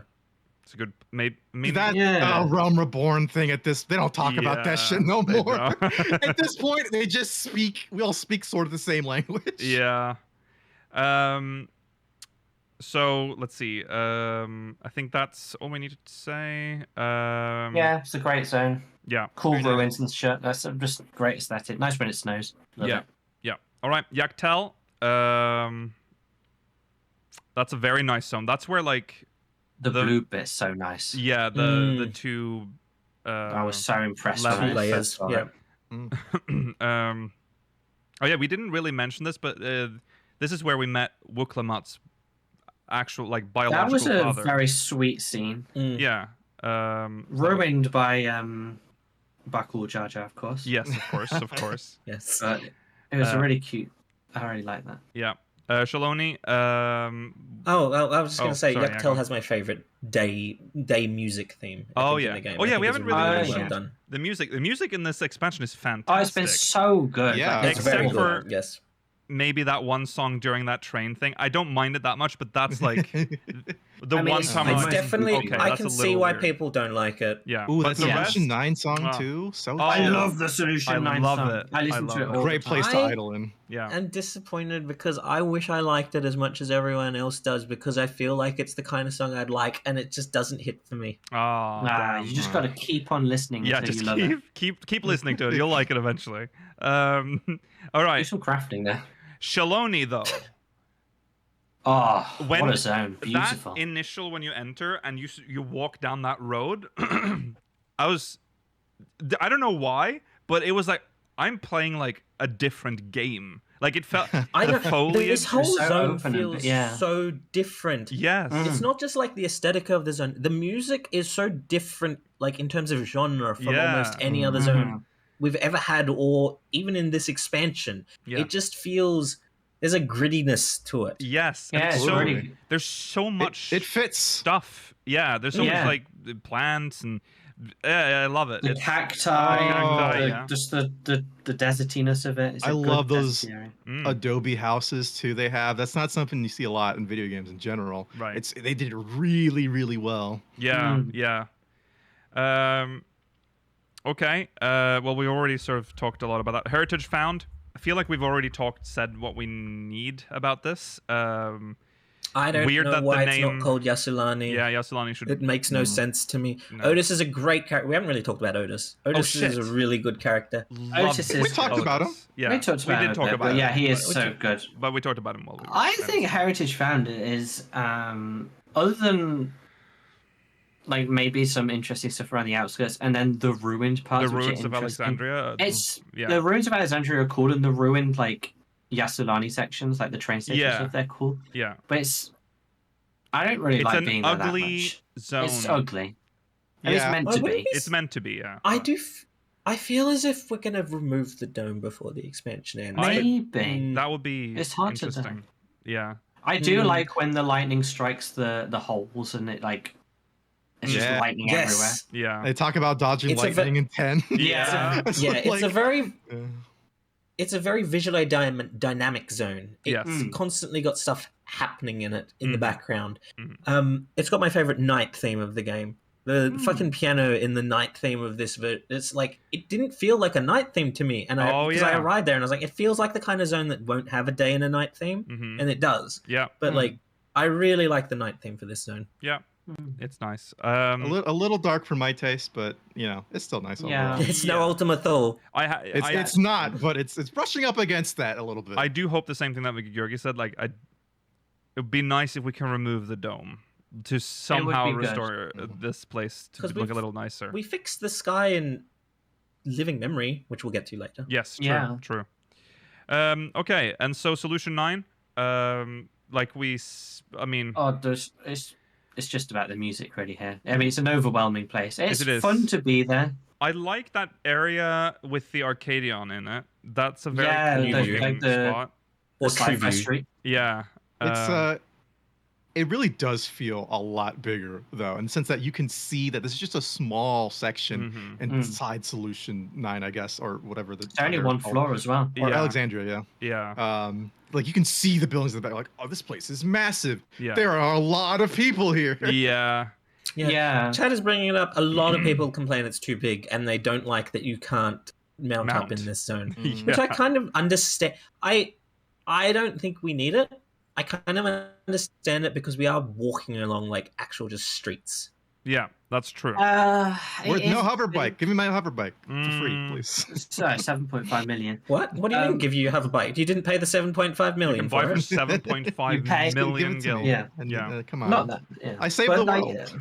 You owe me. in some sections, like the government bit at the top, there's Nothing. it is quite expansive, but most of the other areas, like the arcadey bit where you do the crafting and everything, that's condensed. It's That's fine. quite okay. I mean, It you're, If has you want to little explore, then there's jump lots of section. running, but otherwise it's fine. yeah, you're not going to walk around much in there anyway. You're No. going to teleport to that arcade place and stand there and. It's fine. But there is better a lot get to that. see. If Yeah. you There is feel a like lot to see. exploring. There is. They can go in the apartment block, and you can laugh at that kid who's got Levin sickness. Yeah. Which I But also yeah, hope is Levin something we fix. sickness. That just happens and not addressed. That's patch Later content concern, for I guess. sure. Later. That's patch content. I've Yeah. seen people say, "Why didn't we bring a Porksy?" I don't think it's necessarily that. I think it's the kind of. I mean, I do wonder if we could just fix it by bringing the child outside of Solution 9. Yeah, maybe. Yeah. He has Yeah, that. You know what he has? Did you see Better Call Saul? No. Oh You- no. You know the brother. He has like the electricity sickness. That's Oh, not that I real. know. Yes. Yeah, Oh, yeah. Where he's like, that's what it I is. just turn off the lights. No. Yeah. That's what it feels. Easy. So yeah, just take him out. There you go. That's what's gonna Yeah, black and drag white him out. moment. We're gonna take that child out of Drag him Solution out. 9, out of Well, you can barely move. We Heritage have Bound. floating beds, Mailer. Yeah. No, Yeah, that's exactly. true. Float the bed out. All right, last thing is living memory, and again, Kingdom Hearts. Kingdom Hearts. Yeah. The music, the visuals, music's so is so, good. it's Yes. very Kingdom Mm. Hearts. I was getting Twilight Town vibes walking around there. Very nice looking, but I will say, now, hideous. But it's meant to. Don't you wish you could make it look nice again? It's Um, a cool But you can't. thing. I mean, No. I don't know if think it's a- visually it was gaudy before. I wouldn't say it was. I was- liked it. it was- It felt was the like a fucking golden theme glow of park. nostalgia. Yes. Mm. Uh, I think it's a very good narrative decision to shut it all down. Mhm. I think I wouldn't be surprised if some horrible person comes along and wants to turn it back on and turn it into an actual just theme park again. Right. Yeah. It feels like something Rowena would do. Yeah. Oh, That's true. that feels disrespectful, man. She has no respect though. She not a doesn't great give a woman. fuck. Yeah, I see it. I see your chat. You can New Game Plus it and get it back. Yeah, but that's not the narrative. So I mean, though. that is a That's good no. thing to do if you actually really miss what it looked like. You can do that. That's a good tip. But I want like an in-game. If I don't, they'll never do it. I mean, they'll never do it. This is supposed to be like that. This is the harsh reality. That world is dead. I mean, I do wonder, like, we know the souls powered the existence of the Endless. Did the souls really power, like, the Electrope? Like, we know Electrope can be powered by things that aren't souls. Can we not just turn it... It is weird that you have to turn off the city as well as the people. That's Yeah. what's surprising. Yeah, That's how it goes. Yeah. Can't have both. They're just stored in memory. So the moment she reboots the system, Yeah. I mean, it's weird because, like, when you turn off a computer in real life, it's not like it deletes everything on it. they have no permanent memory systems. It's all RAM. Yeah. Yeah. We erased it ourselves. We put them in the recycle bin. Yeah, we put my Aaronville, computer in the I'm recycle putting your bin. mom in the recycle bin. Is that cool? ... God. Shift delete. Okay. Right. So that's those are the zones. Oh God. Okay. I don't know what we're gonna do now. We kind of have to just. If we don't, I think we just have I to guess. finish. Oh. we have to. I think it's Oh. too far in to make something else Yeah. for this. Yeah. So we Yeah. just have to power through. Maybe. Okay. Well, we don't need to say much about the dungeons. No, I the don't think. dungeons. They were all very good, and they all had very interesting, lively fights. Are there any dungeons that we should point? Like, are there any that stand out? I mean, the Sky Deep's- experts, for sure. experts the stand experts. Well, yeah. Yes. Before we get to, But- I want to talk about those last. Like, I think Skydeep Senator is a really Yeah. strong, like, expositional dungeon. It's got my favorite dungeon theme of the expansion as well. That was probably my favorite of the bunch. Yeah. Alexandria, we did the third time we're going back into the memory of the city. Alexandria, yeah. You're forgetting about Baron, which wasn't even at the end of an expansion. But that was cool. Alexandria is a patch. great visual like dungeon, like seeing Alexandria Castle like in the background with the like big There's that crystal fucking thing. guy who's like, did you hear? We've managed to get Queen Speeders here. Yeah. It was cool. I always like it when they do it. Honestly, I never get tired of it. Yeah. Every And it's sad. You get to like it's because the reason why they do these dungeons is because they usually they tell us like, oh, our civilization fell apart. Yeah. But there's no better way to like make you understand how fucking horrible it was than to have you live it, like to see it happening around you. And you get to see her delete parts of it too, which is even sadder. Yes, I mean it's being deleted as you're experiencing it. And that's where the oppressor is, or what that thing? Eliminator. Yeah. Thought he was gonna be a bigger presence, but he looked a lot bigger too. He was meant to be a new enemy. Yeah. A new adversary. I always had a feeling that Eliminator would be a dungeon boss. I didn't expect it to be the final dungeon boss, but I did expect it to be a dungeon boss in the same way they teased the Magia Sisters and Anima for Endwalker. I just don't trust them. No. Okay, yeah. Expert. Yeah. So. Oh god. This is the creamiest of the crop.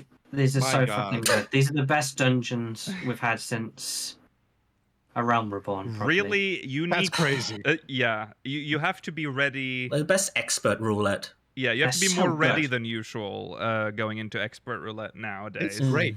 Those bosses hurt. Those mobs, the trash. The trash hurts. Yeah. The trash hurts. Yeah. The last time I can remember an expert roulette being this challenging, I would probably say is the burn. The burn, yeah.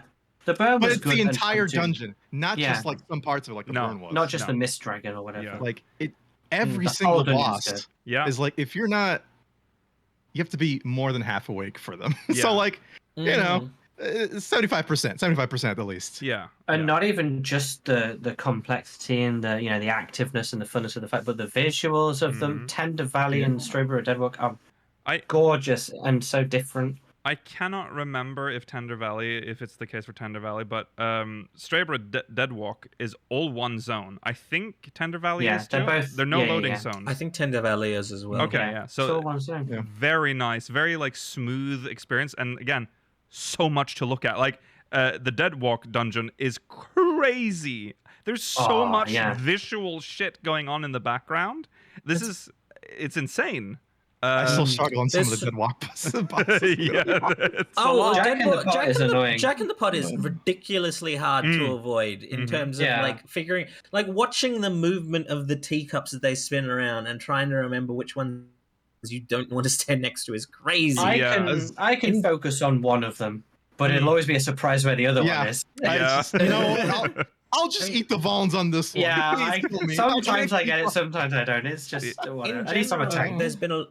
In general, there's a lot more movement in terms of dungeon. Oh, it's a Black Mage's Howl. Like the first boss of Ihoikatumu or the second boss of Vanguard, where it just has all the lasers that shoot through the middle. Good. Yeah. And then Jack in the Pot, his Royal Headness, the first boss of Strawberry Deadwalk. Oh yeah. There's just you can't just stand still as Barrel easily Tender, anymore. where the AoEs are actually fake outs. Fuck him. Yes. I love that. Oh my god, Anthracite! Like even the fucking bomb lines. I love that's one of my favorite bosses. I think that is my favorite with boss. Anthracite, but I do see other people have an issue with it. It's not that it's hard. I like it.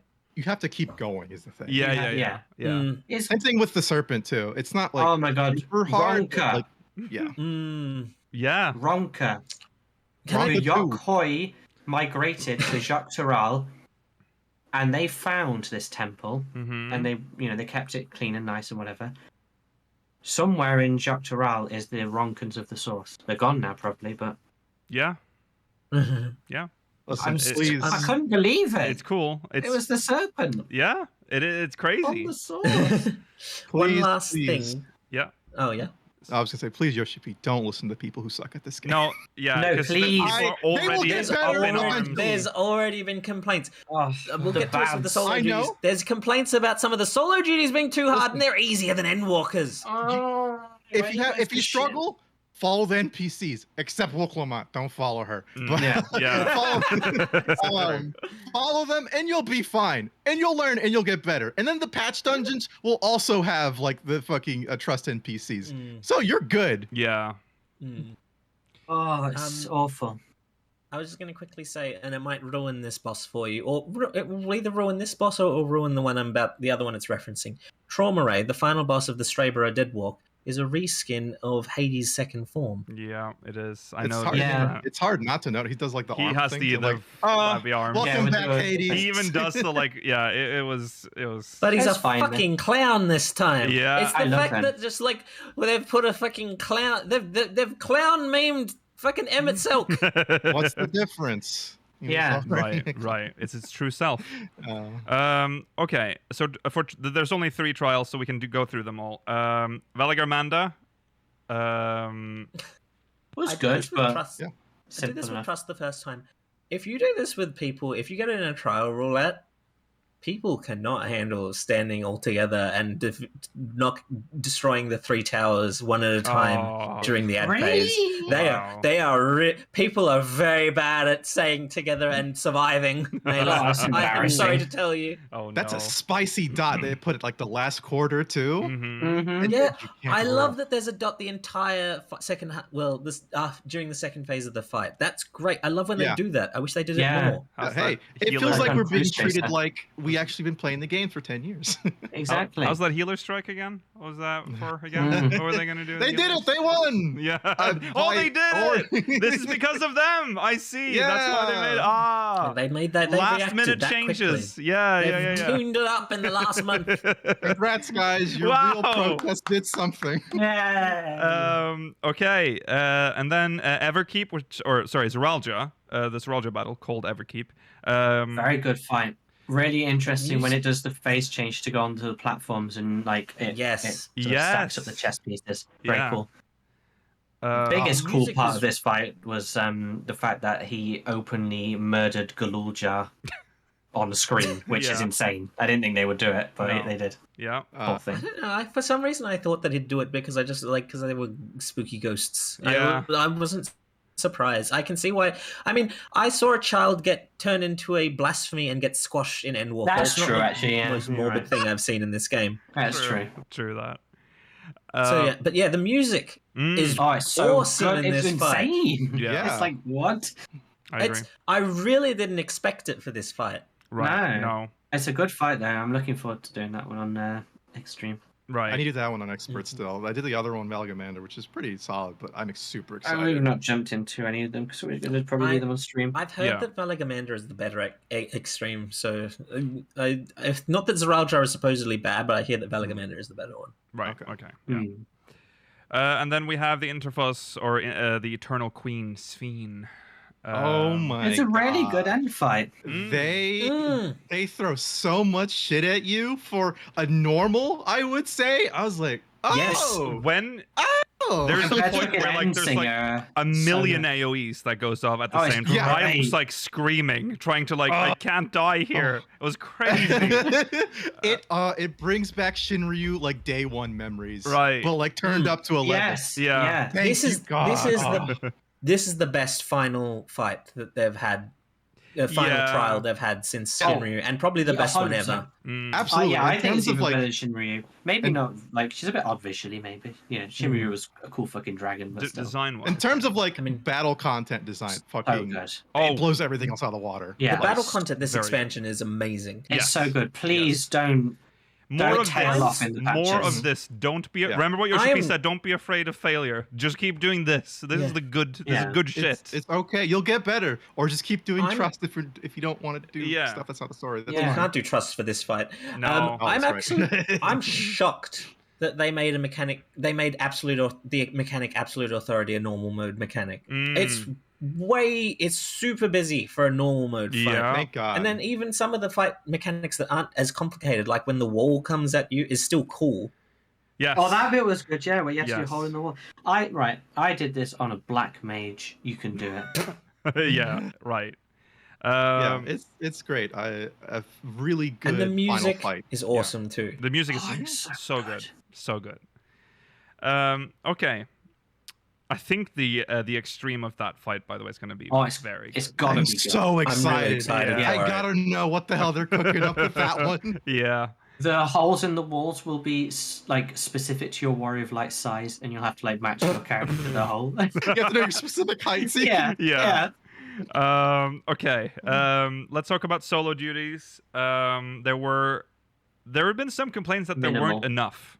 So They weren't enough. no, I agree I with that. don't think there were. True, but the ones we got were good. They were Really? solid. Yeah, They were alright. I liked them. No, Uh, I think the siege on Solution 9 can be. When you're defending Solution 9, you don't have to do a single thing. no, I that's mean, true. Yeah, but you're That's not going to lame, yeah. not But do that's anything. more like an experience. You know, you're just Yeah. No, I agree, but the fact that like it's that easy, like Yeah. they're Yet. not yet people are But the complaining that the solo perception- duties are too hard. they're Yet. specifically complaining about most of the complaints for the difficulty of the Wuklamart one versus Buckle Jar Jar. Yeah, and now you see why we're getting With- less and less of why we're getting things I like know. Solution 9 Siege. I'm I just know. saying, it's horrible. The issue is because like there were opportunities. We talked about this when we were discussing the MSQ. There were opportunities for more solo duties. None of them hit the same level as like the Thancred stealth mission or In from the Cold from Endwalker for me, or even the Xenos fight. Just like none of them hit the levels that I wanted from a solo duty. Mm, Sadly, mm. Okay, well, yeah. So, Gulul Jaja, that's the first battle. I thought that was cool. It played the theme song while you were fighting him. And you see the resolve mechanic that she Yes. has. That was neat. Yeah. Then there's the roleplay section. I did like the music ramping up and then showing the character. Have we done that? Was that the thing they introduced in Endwalker, or is this the first time they've done that? Where you remember she's like floating in a void. It's like in this instance you'll play as Wuklamart. Oh yeah. Is that I don't- new? I don't remember. I that. think it not- is, yeah. Yeah, I thought was that was nice, pretty cool. yeah. It It was like neat. a character select. Yeah. Sorry, that's where they did the Mm. resolve mechanic. I mean, for Wuklamart. Oh, that's the one. But Okay, yeah, yeah. it was neat. It's like a nice little primer. It's like, hey, build up your meter to resolve or whatever. Mm. Hit the resolve button. Yeah. So yeah, it was okay. And then we have Gulul Jaja Prime, the battle with the smoke version of him, Yeah. which was okay. I mean, it was more or less the same fight as Gulu Jaja again. Kind so it's of. like whatever, but it's cool. And I don't think any of them were especially hard, No. honestly. But they gave you the feeling of urgency, like a little bit, you know, like especially with Solution 1, you cannot do anything, of course, but like you're seeing the meter go down. Yeah. Like for what is his name, Otis? Otis. Yeah, Otis. Yeah. You're like, oh, that didn't. I gotta hit that- more button. Yeah. Like it's I fake, agree with that. obviously. It is. But like it's cool. Same thing with the Wuklamart one, where you know, like, oh no, Your she's- health is always getting low in them, Yeah. and you kind of think, Mm. God, what am I doing wrong? Why? you Yeah. know. And then it's. But it's you know. it's a nice little, you know, slip of the hand, sleight of hand. I'll mention that the lack of RP in duties is kind of striking, considering they introduced that like showing the character in like the void and be like, you'll now be I playing as this character. Weird that they didn't I use it I more. think the second siege of Tuliolal by Solution 9, they could have given us small sections where like we play as Astinian and Shalom, and then we Exactly. play as like Urianger and Cosmo Uka. That would be cool. I Yeah. think we. I Oh like yeah, that. remember they had those little figures to display the characters too back Yes, in they did. Is it For the Stormblood? final trial of no, it's the final one of Shadowbringers. Yes. Are you sure? This Stormblood? Oh, no. Where they're doing the end of their all those. No, that was the end of Shadowbringers. Yeah. Yeah. Yeah, because we look at the moon at the very end of it. Yeah. Hmm. And we remember, because we're fighting the Lunar no. Primals. They didn't exist in Stormblood. We looked up at the moon at the end of Shadowbringers. Yeah, because Endwalker is the... Sorry, I've reached a point where I'm now mixing Endwalker and Shadowbringers. Sorry. Yeah, you're right. Okay, and then we have Siege and Solution 9. We don't need to talk about that, because... Yeah. The game's playing itself, John. Yeah, I mean, it's cool, but otherwise, yeah. Yeah. The stuff with Otis is cool, even if he didn't necessarily have to sacrifice himself for Sphene because of the fact that Sphene can change bodies whenever she wants. Right. Yeah, it was True. sad. Yeah. I wanted Otis. Is that? What? What? I don't think he knew that. Well, He didn't know that. No, he but did. She obviously. did. Yeah, she did. Yeah, she should have said And Otis, my dear Otis. she wasn't muted. She No. could have said anything. She was. She muted herself and she didn't realize she was saying it. Otis, I can just tell. Okay, so all right, that's the content. Overall, I think we've already. What do we think about Dawntrail now as a package, considering what we've just talked about? Where are we in rankings as well? Up there with the best, for sure. It's below Endwalker and Shadowbringers for me, personally. I'm trying to decide if it's better, equal, or just a little bit below Heavenswood for me. It's in that area for me. It's better than Stormblood and Realm Reborn, easily. That's not in the conversation for me. Yeah, it's... I think Shadowbringers will still top it out, but I might put it above Endwalker. Maybe it's hard. I don't know. The trouble is because there's a lot of recency with it, and I've just gone through it. But I know I've really enjoyed the sort of slow meander through it, and I've enjoyed the post-story content I've been doing. Endwalker was my favorite expansion following the base Endwalker. The problem was that the patch cycle really lets Endwalker down for me. Yeah. Which is what drags it below Shadowbringers ultimately. Yeah. Even though I think the base is better. Yeah, it's hard to do the rating because when I think about the other expansions now, I now think about like all of the patches as well. Exactly, make it a whole. I mean, Stormblood ultimately gets raised by the patch cycle for me. Yeah, I think the patch cycle for Stormblood is quite good. Yeah. Those are still some of the best patches in the game in terms of story. Yeah. But yeah, I know I was a really big fan of this. Like, I think it was super fun. It was very, very different in terms of like just visual looks. You know? The vibes. Graphics of this really There's helps in the vibes of it. Something weird, like the vibes of this expansion. It just feels good to be in it. Yeah. Good. It makes me really, really excited to play the game, more so than I did with like Endwalker, similar to how I felt with Shadowbringer. So I think that's why it's like I it's agree up with you. with my face. I've been, doing the hunts. I've got 4 level 100s already. I've been grinding the I don't think you've ever been this active before in a No, he hasn't. So I think it's because he has. It's because he already had he was going fast because of trying to get all of his jobs to 90 at the end. Yeah, at the very end you of have the momentum from and that. the momentum has kept him going. Yeah. That's good. Good choice. I'm glad you like Dawntrail. It's top 3 for me. I don't know exactly. I want to wait until more patches come out before it settles. And there's so much people. I've seen so many people say that it's a very closed book after the base expansion has been finished. I mean, we barely even talked about the fact that the key lights up with a Zem symbol. Oh yeah, there's so much for the future of the game. And we just have it now. Yeah. There's lots of that was lots that of shot. threads. Yeah, the shot of the key on the map on our table. That's in the launch trailer. Oh yeah, that's true. Yeah. Ruined the whole game. Yeah. But it's great. Like I think the vibes are good. The fight design though, that's that's something that this game's been stagnating in heavily. It's interesting that the group content has improved, but the solo content is worse. That's true. Yeah. But it does line up with it's an MMO now. Yoshi P did say that he was going to focus more on the MMO aspect of the game, and I think so far showing that he's true to his word.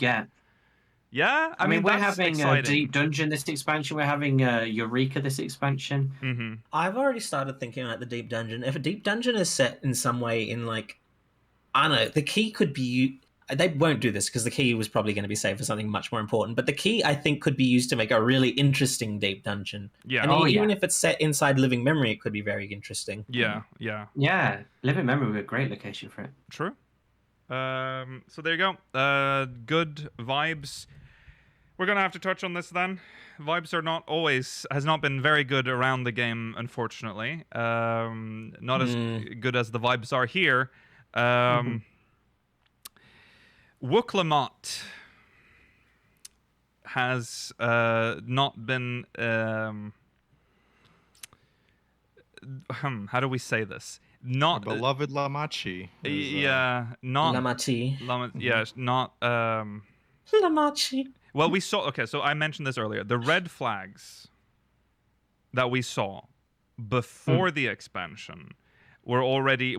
I already knew. We talked about this on the podcast that this was going to happen. I didn't expect it to the extent that it occurred, and is still happening. But there's some hate. There's hate towards Wooklamot just based on who's voicing the character. Yes. And now one dub out of 4, by the way. Right. The thing is now that it's become like this. We've been the grifters have descended, if you will, on the game, and so I can now recognize when people are using. I know who you're watching if you're using certain words and certain things. Yeah. Like, I know who you've been watching, and I know that you're saying these things to mask the fact that you actually just don't like them because of who they are. So that's been very shocking. And you can see that they're review bombing Dawntrail as well. You've seen if you go to, I think it's both on Metacritic and Steam, I think, the score has been dropping because the grift machinery has started up. The game is apparently too woke now, which is absolutely bonkers to say. Have you played this? What is it? First of all, don't say woke. That's cringe. Stop saying it. You're not a Fox News pundit, so come on. What the hell? Are you 70 years old? Like, what are you doing? I don't even know. Is it because I've tried to trying to read their reasoning is like trying to read a madman's it just doesn't make any sense. So I don't even try to waste my breath on it. There was an article linked in our general on Discord earlier from some of the interviews that have been coming out of the French event that's been going on. Yeah. And the last question was talking about how it feels like this expansion is talking about diversity so much. And Yoshi P's answer was saying about how the whole game has been politically charged. Look at Stormblood, blah blah blah. And his last sentence was something like, I don't know if I don't think it's the game that's changed. It just feels like people's perceptions have changed over time, and they're now viewing the game through that lens. And I think that's true. I mean, so true. It's exactly the same as the people that complain about Star Trek being woke. Have you watched Star Trek, original Star Trek? Yeah. Are you out of your minds? But it's because of this weird. I don't know. I'm tired. There's I'm a miasma around the internet. You can be critical about the Dawntrail. We've even said it ourselves. This is not the best expansion of Final Fantasy XIV. It's not perfect. Fine. And we've had maybe not Rollo, but we've had complaints about Wooklamot and her usage in the expansion. Yeah. It doesn't mean that she's a bad character. Right. Exactly. But there's some people that are saying that she's bad, not because they genuinely think the character's bad, because they have this other there's something else in there. Not saying that everyone who hates Wooklamot thinks this, obviously, but they are out there. It's a very unfortunate thing that it prevents people that might have genuine criticisms about the story, and how the game how the expansion played out. Yeah. It can make it difficult to pass the genuine criticisms from the ones that are clearly astroturfing. Yeah. Yeah, the fucking grifters and losers have poisoned the well. So now it's impossible to critique in a community setting, because it's just it just becomes a fucking cesspool instantly. Yeah. Another thing too, I'll say, as from a slightly different perspective, is this is a pretty high level publicity thing, I would say. Like, oh, a Japanese game company making a game or an expansion based on like indigenous people not from Japan, you know. Yeah. And in a, I would say, really respectful manner, very well portrayed that they spoke with others. That's very cool, right? And then but then there are some people who seem to really, really all of a sudden care about a lot of stuff they didn't care about before in this game, you know? Yeah. And that really kind of comes to me as like, you just don't like, you just want to say things are woke because you don't like it or whatever. Like that's how you express it. Yeah. And unfortunately, there's this other side of it too, where it's like, this is a really cool presentation of like indigenous stuff in general and like Mesoamerican culture. And I guess slightly American culture too, to an extent. Yeah. It's a very unique thing. And then people who enjoy it, right, feel like you're always kind of on the back leg or defend of it. Like you have to say something positive about it, or you have to be positive about it because we have these fucking weirdos and grifters, right? Yeah. Where it's like, this is probably some of one of the few bits of representation they might get or portrayals. Because, like, what can you think of the last Mesoamerican game you've ever heard of? There was that really shitty, like, Aztec game where you play as the guy who can. Empires 2. Yeah. You can play as some Aztec dude who can defects the conquistadors if he wants to. Fucking awful. It looks terrible. They didn't consult with people, obviously. Right.